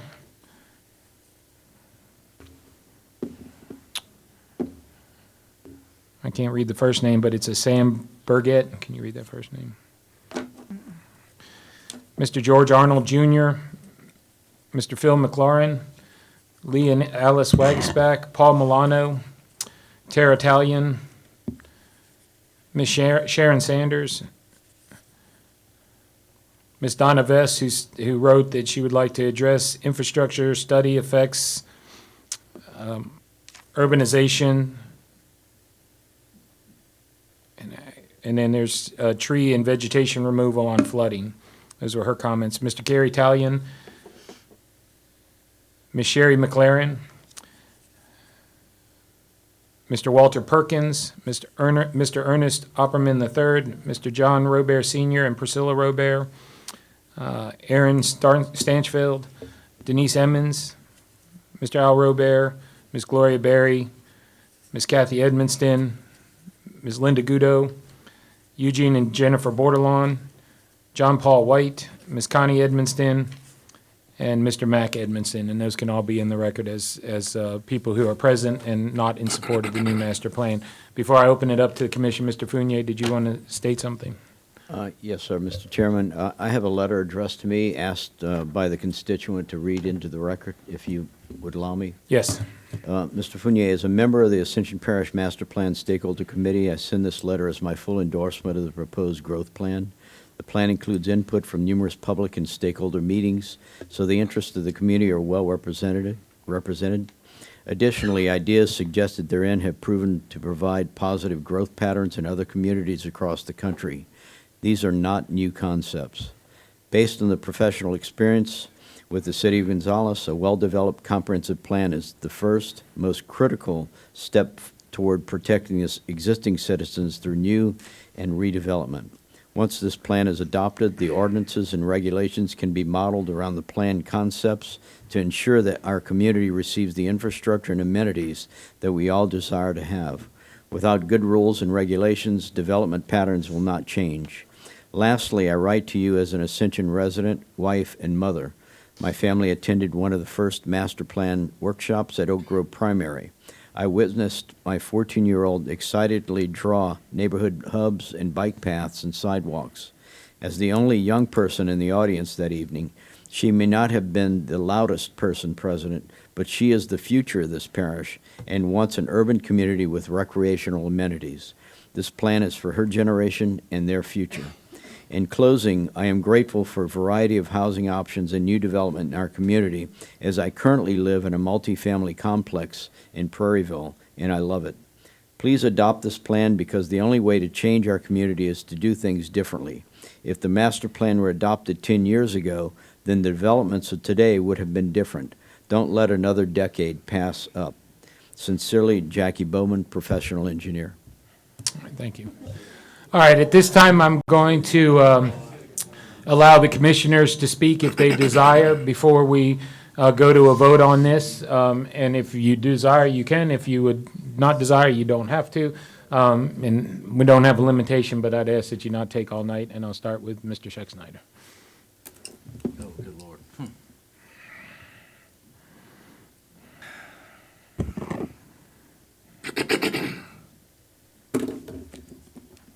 I wasn't prepared to go first. It's not a perfect plan. I think that's easy to understand.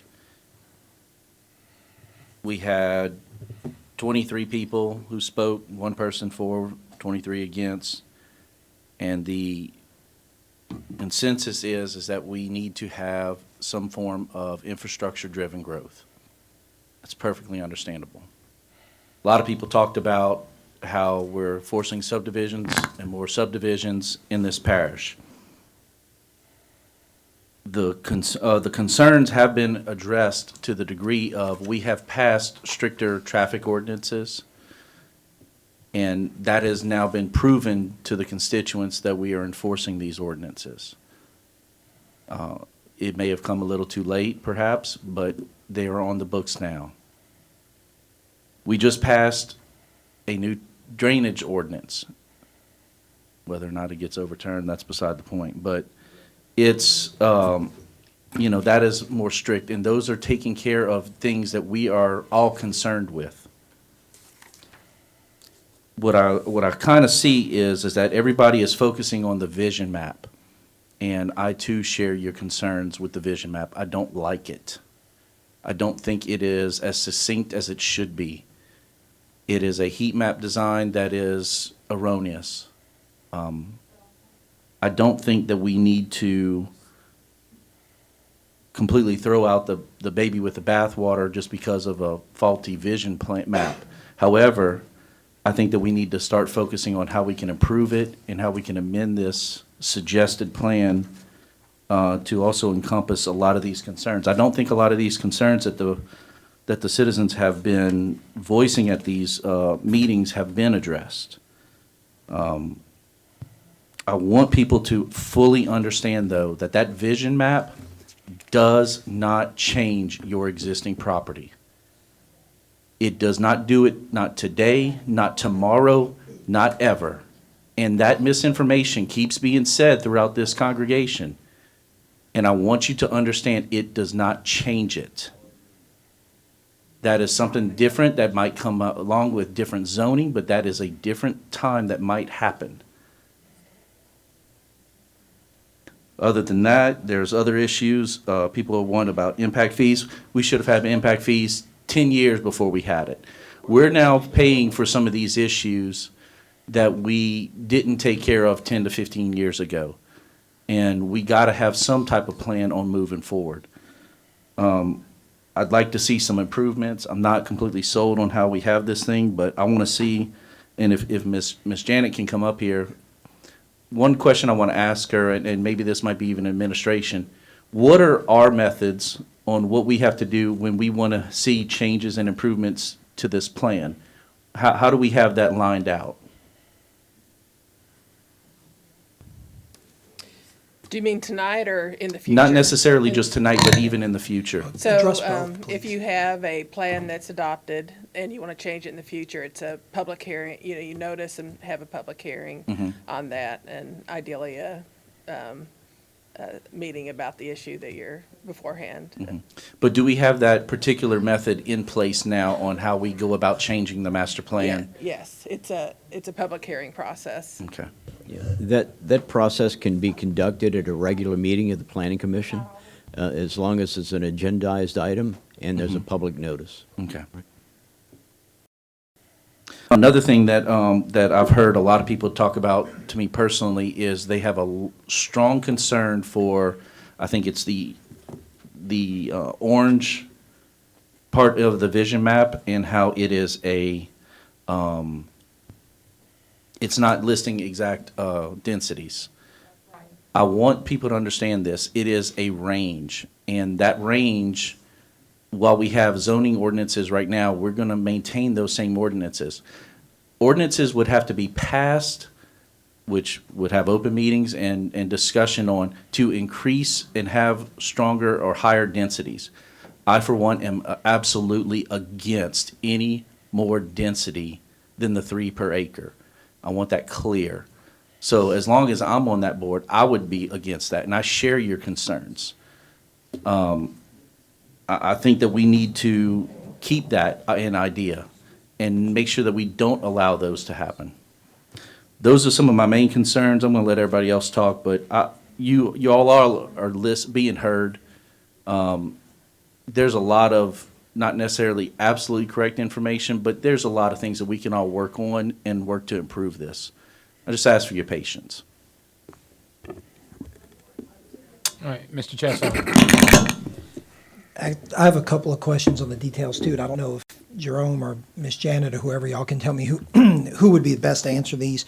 So for example, when we're looking at the residential neighborhood classification, and just so everyone out there understands, so as I understand, what's going to happen is if we adopt it, this would be essentially just the guide, a vision plan, and then whenever someone comes up who wants to rezone a piece of property, that would go before planning and zoning, who would look at this map and determine if the proposed zoning change complies with the intent of what's in this map. Is that correct? Well, That's how that process works? It's one of the things that you would consider, and that we make very clear that it is kind of the first blush, but there are the policies that, some of which I read off earlier. And all of that will be developed through a revision of the UDC, whether it's buffering specific housing types or densities, and all that stuff will be added later through the amendment of the Unified Development Code, right? Yeah.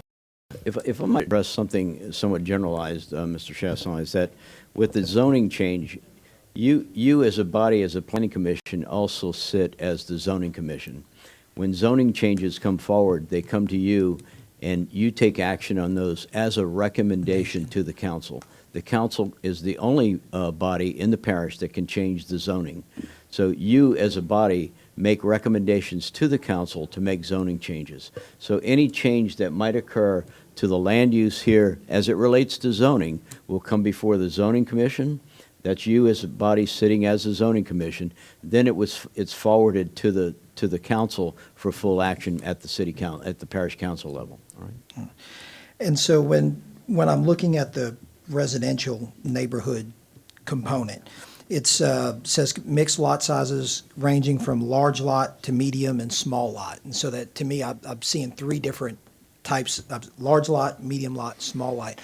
Are you envisioning when we change the UDC to create these new zoning and development types, are those going to be 3 distinct different zoning classifications, a large lot, a medium lot, and a small lot, or is that going to be one zoning classification that's going to encompass all 3 of those? No, you would have generally when you change your zoning ordinance, you want to retain what you have and just build on that other options.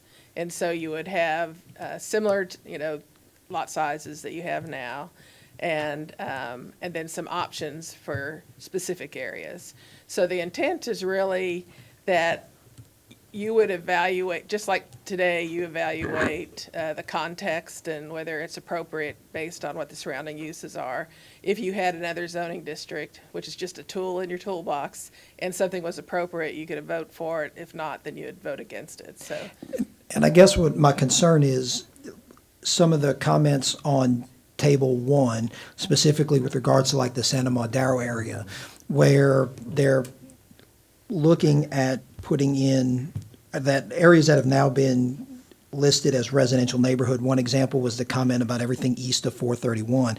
And I think the reason for not changing that, or stated reason for not recommending a change from residential to estate, was because, well, large lots are allowed in residential. While true, the problem is that also residential also encompasses medium and small. And I think the people in Santa Ma and those areas have been very clear throughout all of the meetings I attended that they don't want medium and small lot subdivisions in that part of the parish, which is still rural.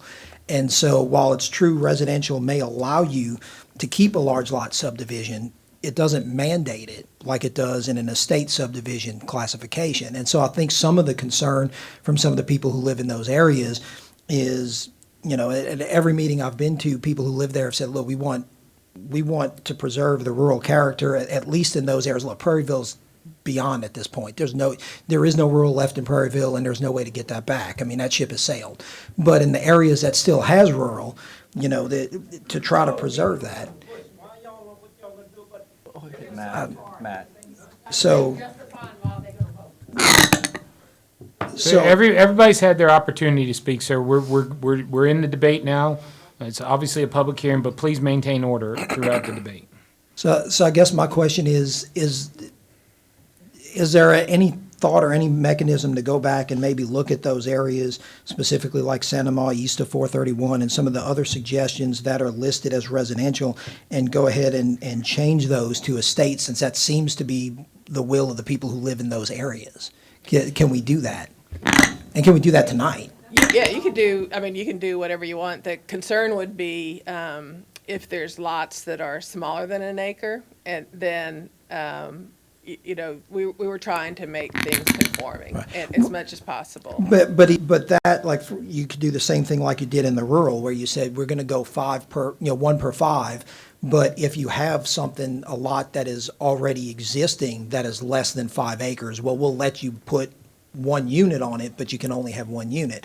I mean, we could do the same thing and say that all of that area east of 431, we can change from that map 5.5 currently has listed as residential, we can change that to estate. But if there happens to be a parcel there that's less than 1 acre, well, you can put 1 unit on it. I mean, we could do the same type of exception you listed in rural residential open space with the residential neighborhood or the estate neighborhood in that section, right?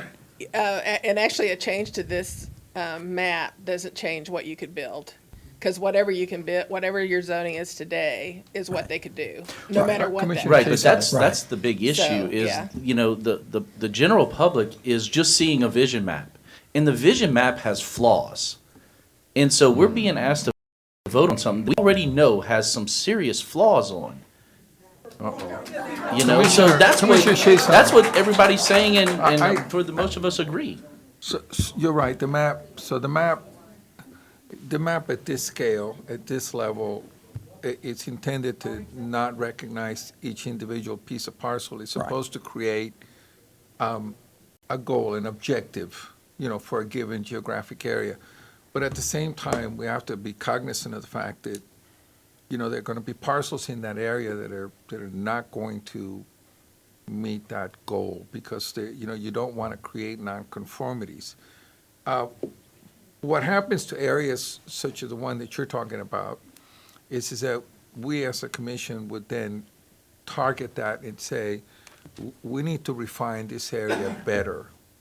And you study that area and you look at how that's going to do, so that when we write those ordinances and we recommend a change to the zoning map, which is the map that's going to establish those densities to a specific piece of land, we send it as a recommendation to the parish council after having studied an area like that for those specific goals, which is what we're intending to do with this plan.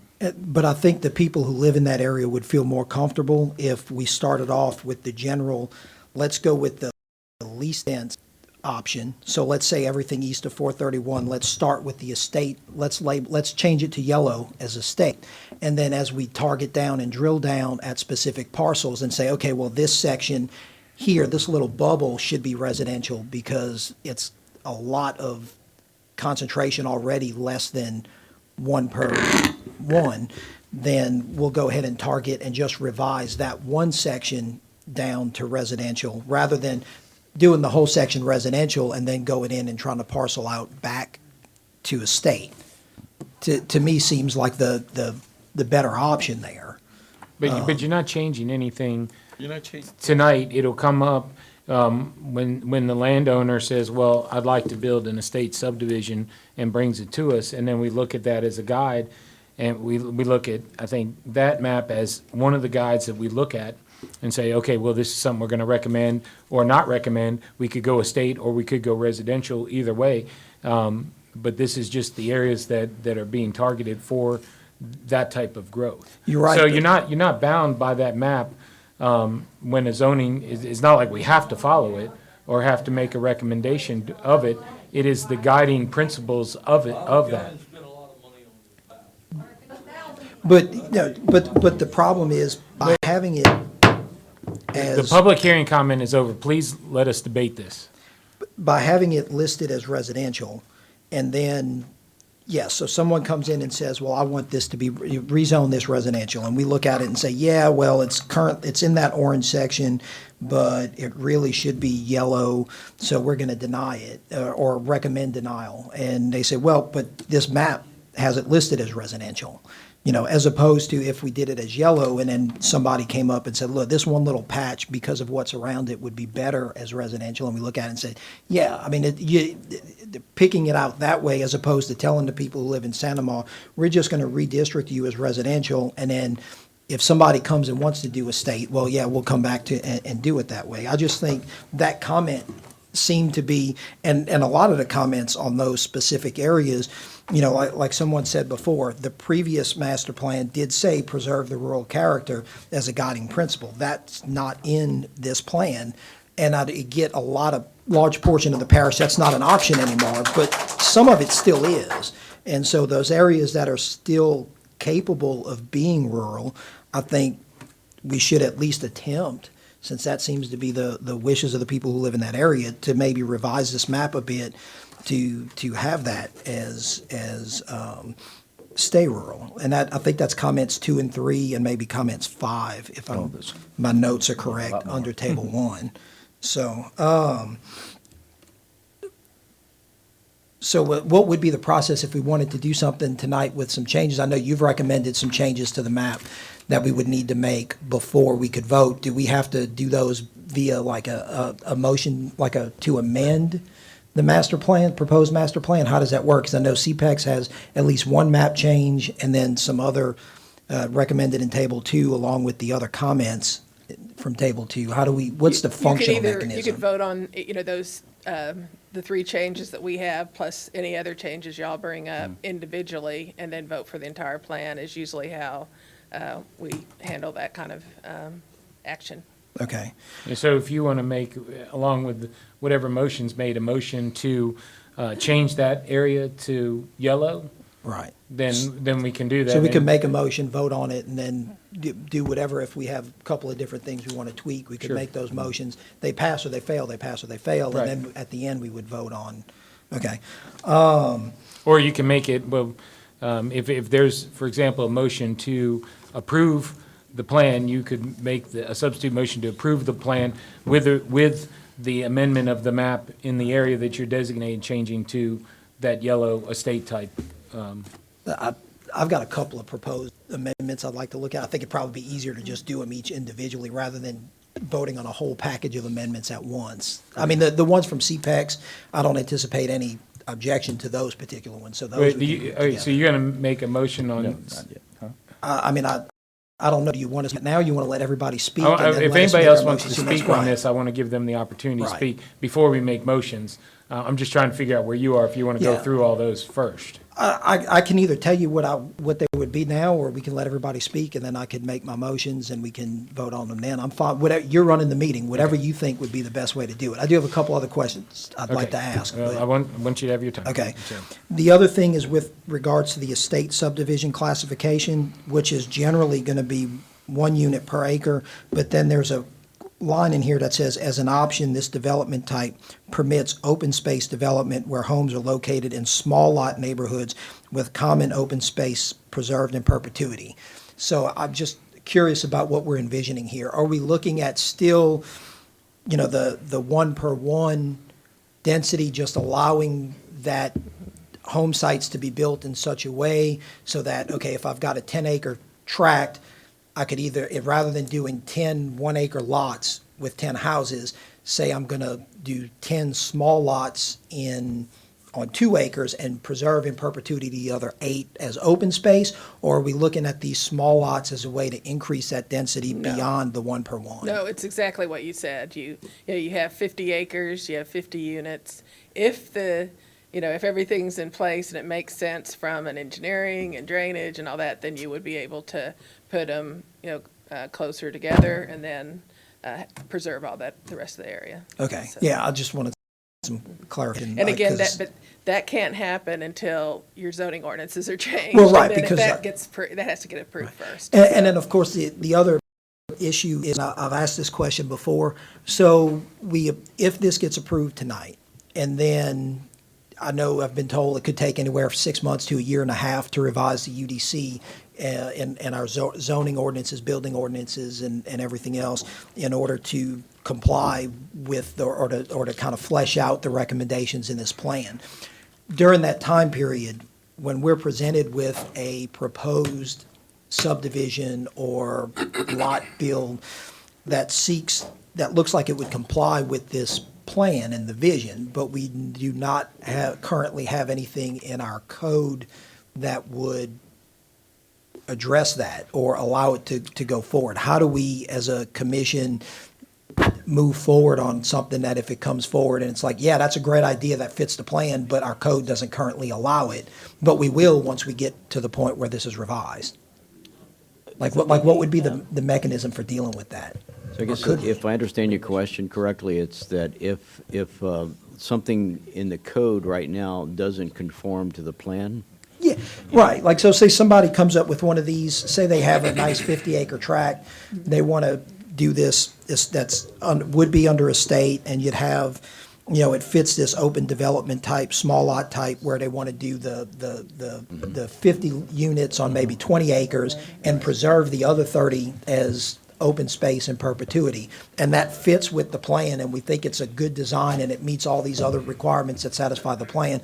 But we currently have no provision in place in our zoning and code to actually allow it to go forward. How would they have to wait until the code's revised, or is there a mechanism in place to deal with that? well, actually, we do have a provision in the code right now that can address that, and that would be the PUD, the Plan Unit Development. Okay. And it allows flexibility in the zoning, and you could cluster development around, let's say, a little core area and leave the rest of it open space. That is certainly allowable under the PUD ordinance right now. All right. And I guess Mr. Eddie with VTS, just as kind of an aside, actually, I'd use you for my garbage because I got tired of Waste Pro not picking up my garbage. Since I've hired you to do it and your pickup happens to be the same day as Waste Pro's, used to be, I've watched Waste Pro pick up my garbage more now that I'm not paying them to pick it up because their truck gets to my house before yours does, apparently. So, for whatever that's worth. But Right, you didn't realize you'd be getting this many endorsements tonight, so you came out good. I can tell the customers when they call, say, Waste Pro picked my garbage up today, and I'm paying you. I said, I can't control Waste Pro.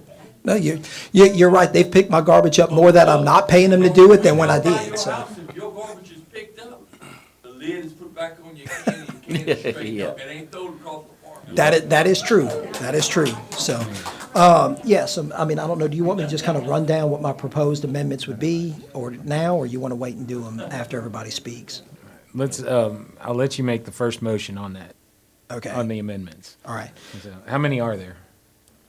Probably 1, 2, 3 or 4. Okay. Mr. Christie? Yes, my comments are, I'm really on board with these guys, with Wade and Jason, especially with the amendments. I feel much better about this now, especially if it answers, the public is satisfied with it.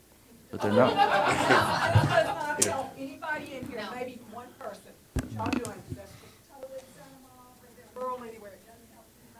That's right. Well, I mean, if it's something that we can do under amendments, that we can amend to this, that would help your area, well, yes, that's. Let him That's- speak, let him speak, please. That's my intent, is to address your issues. And if we can do it under amendments to this plan, so be it. Mr. Dumas? You know, I only have one small amendment I'd like to make, and I think that however you want to do it, I'm ready to move forward and make a motion and get started. Let's go with motions to. Well, Mr. Bishop, does he want to talk? Well, let's do this. Let's make a motion first.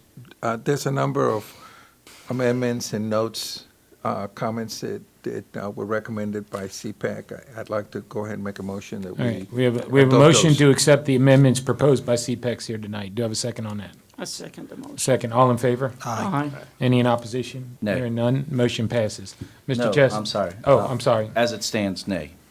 They were just dealing with the amendments to that Oh, I'm sorry. CPEX wanted. Then, that's fine. Okay, so your vote is yes? Yes. And just to be clear, everybody votes yes to the CPEX amendments? That's the map change in Table 1, the one map change in Table 1, and the changes recommended in Table 2, correct? Yes. That's what we're talking about. Yes. Yes. All right, Mr. Chess on. Is there anything else, Janet? In the new comment table in items 2 and 3, Right. that one also.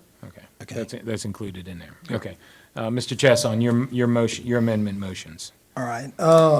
First, I would like to make a motion to amend the vision map to include all items east of Highway 431 that are currently listed on the vision map as residential neighborhood and change those to estate subdivision.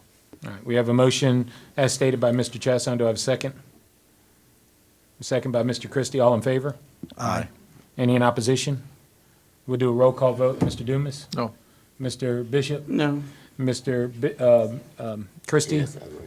Mr. Chasson? Yes. Mr. Schexnayder? Yes. And the chair will vote in favor. The motion passes 4-2. Next amendment. Second, next proposed amendment would be to add as a guiding principle on page, where were the pages where the guiding principles would start on page 10, Yeah. to preserve the rural character of the parish. I have a motion. Do I have a Second. second? Second, motion by Mr. Chasson, second by Mr. Schexnayder. All in favor? Aye. Any in opposition? Hearing none, motion passes. All right. Next motion would be on page 88 of the plan. I would make a motion to remove. The garbage? Yeah, it's bullet point. Yeah. I think we all know what it is. Bullet point 4 of strategy 13.2, dealing with establishing a franchise agreement for parish-wide garbage collection. Motion to remove that, Motion by just Mr. that bullet point. Yeah, motion by Mr. Chasson, second by Mr. Christie and et al. All in favor? Aye. Any in opposition? Hearing none, motion passes. You got more?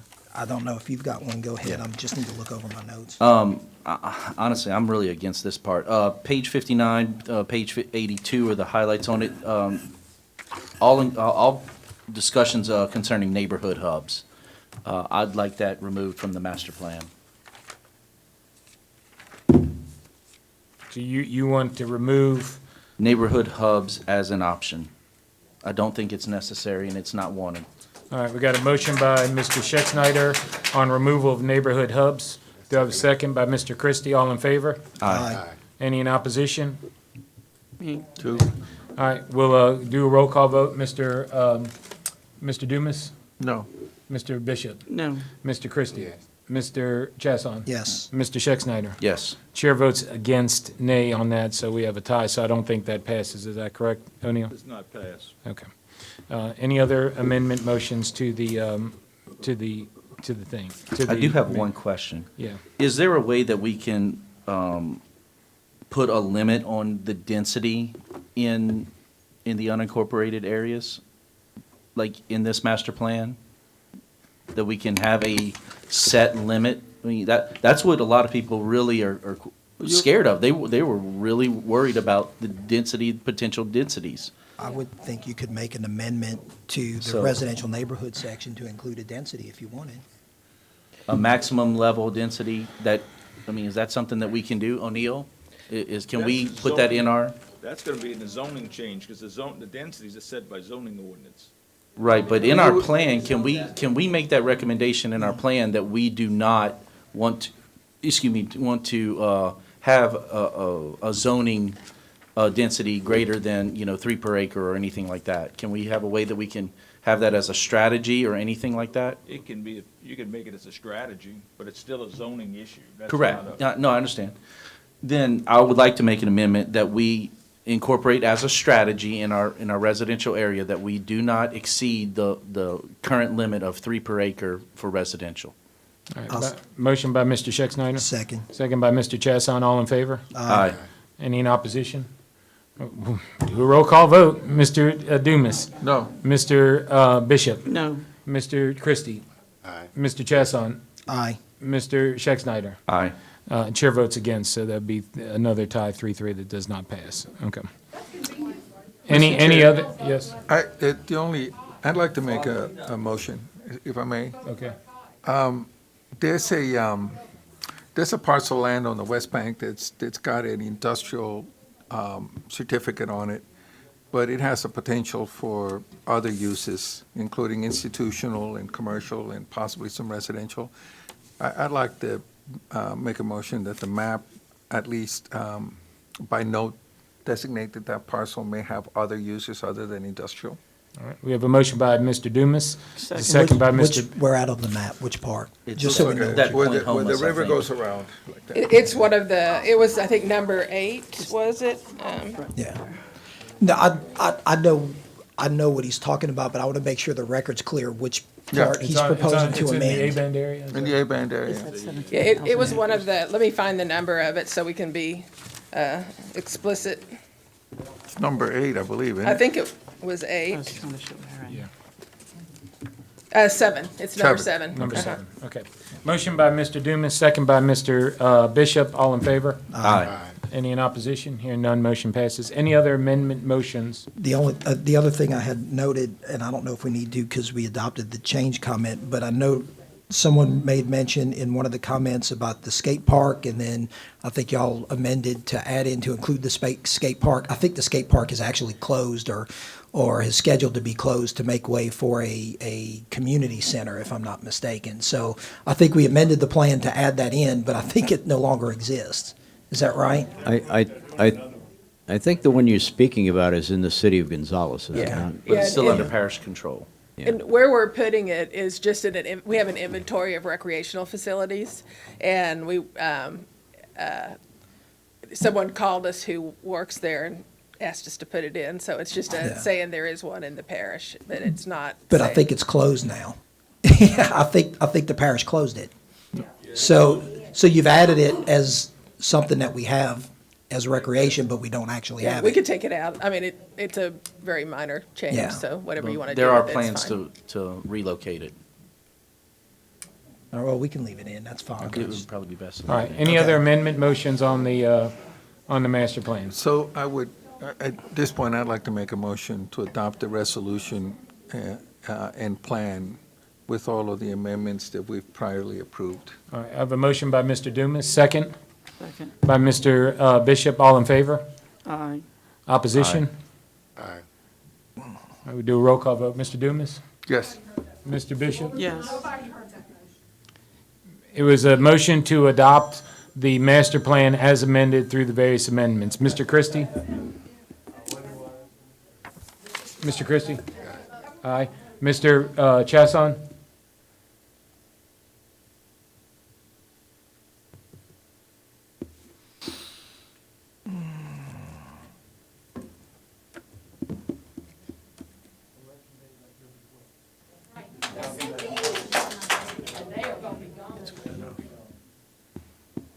Yes. Mr. Schexnayder? Yes. All right, the chair votes in favor, so the vote's unanimous, and the master plan as amended is adopted tonight. Do I have a motion to adjourn? So moved. Meeting adjourned.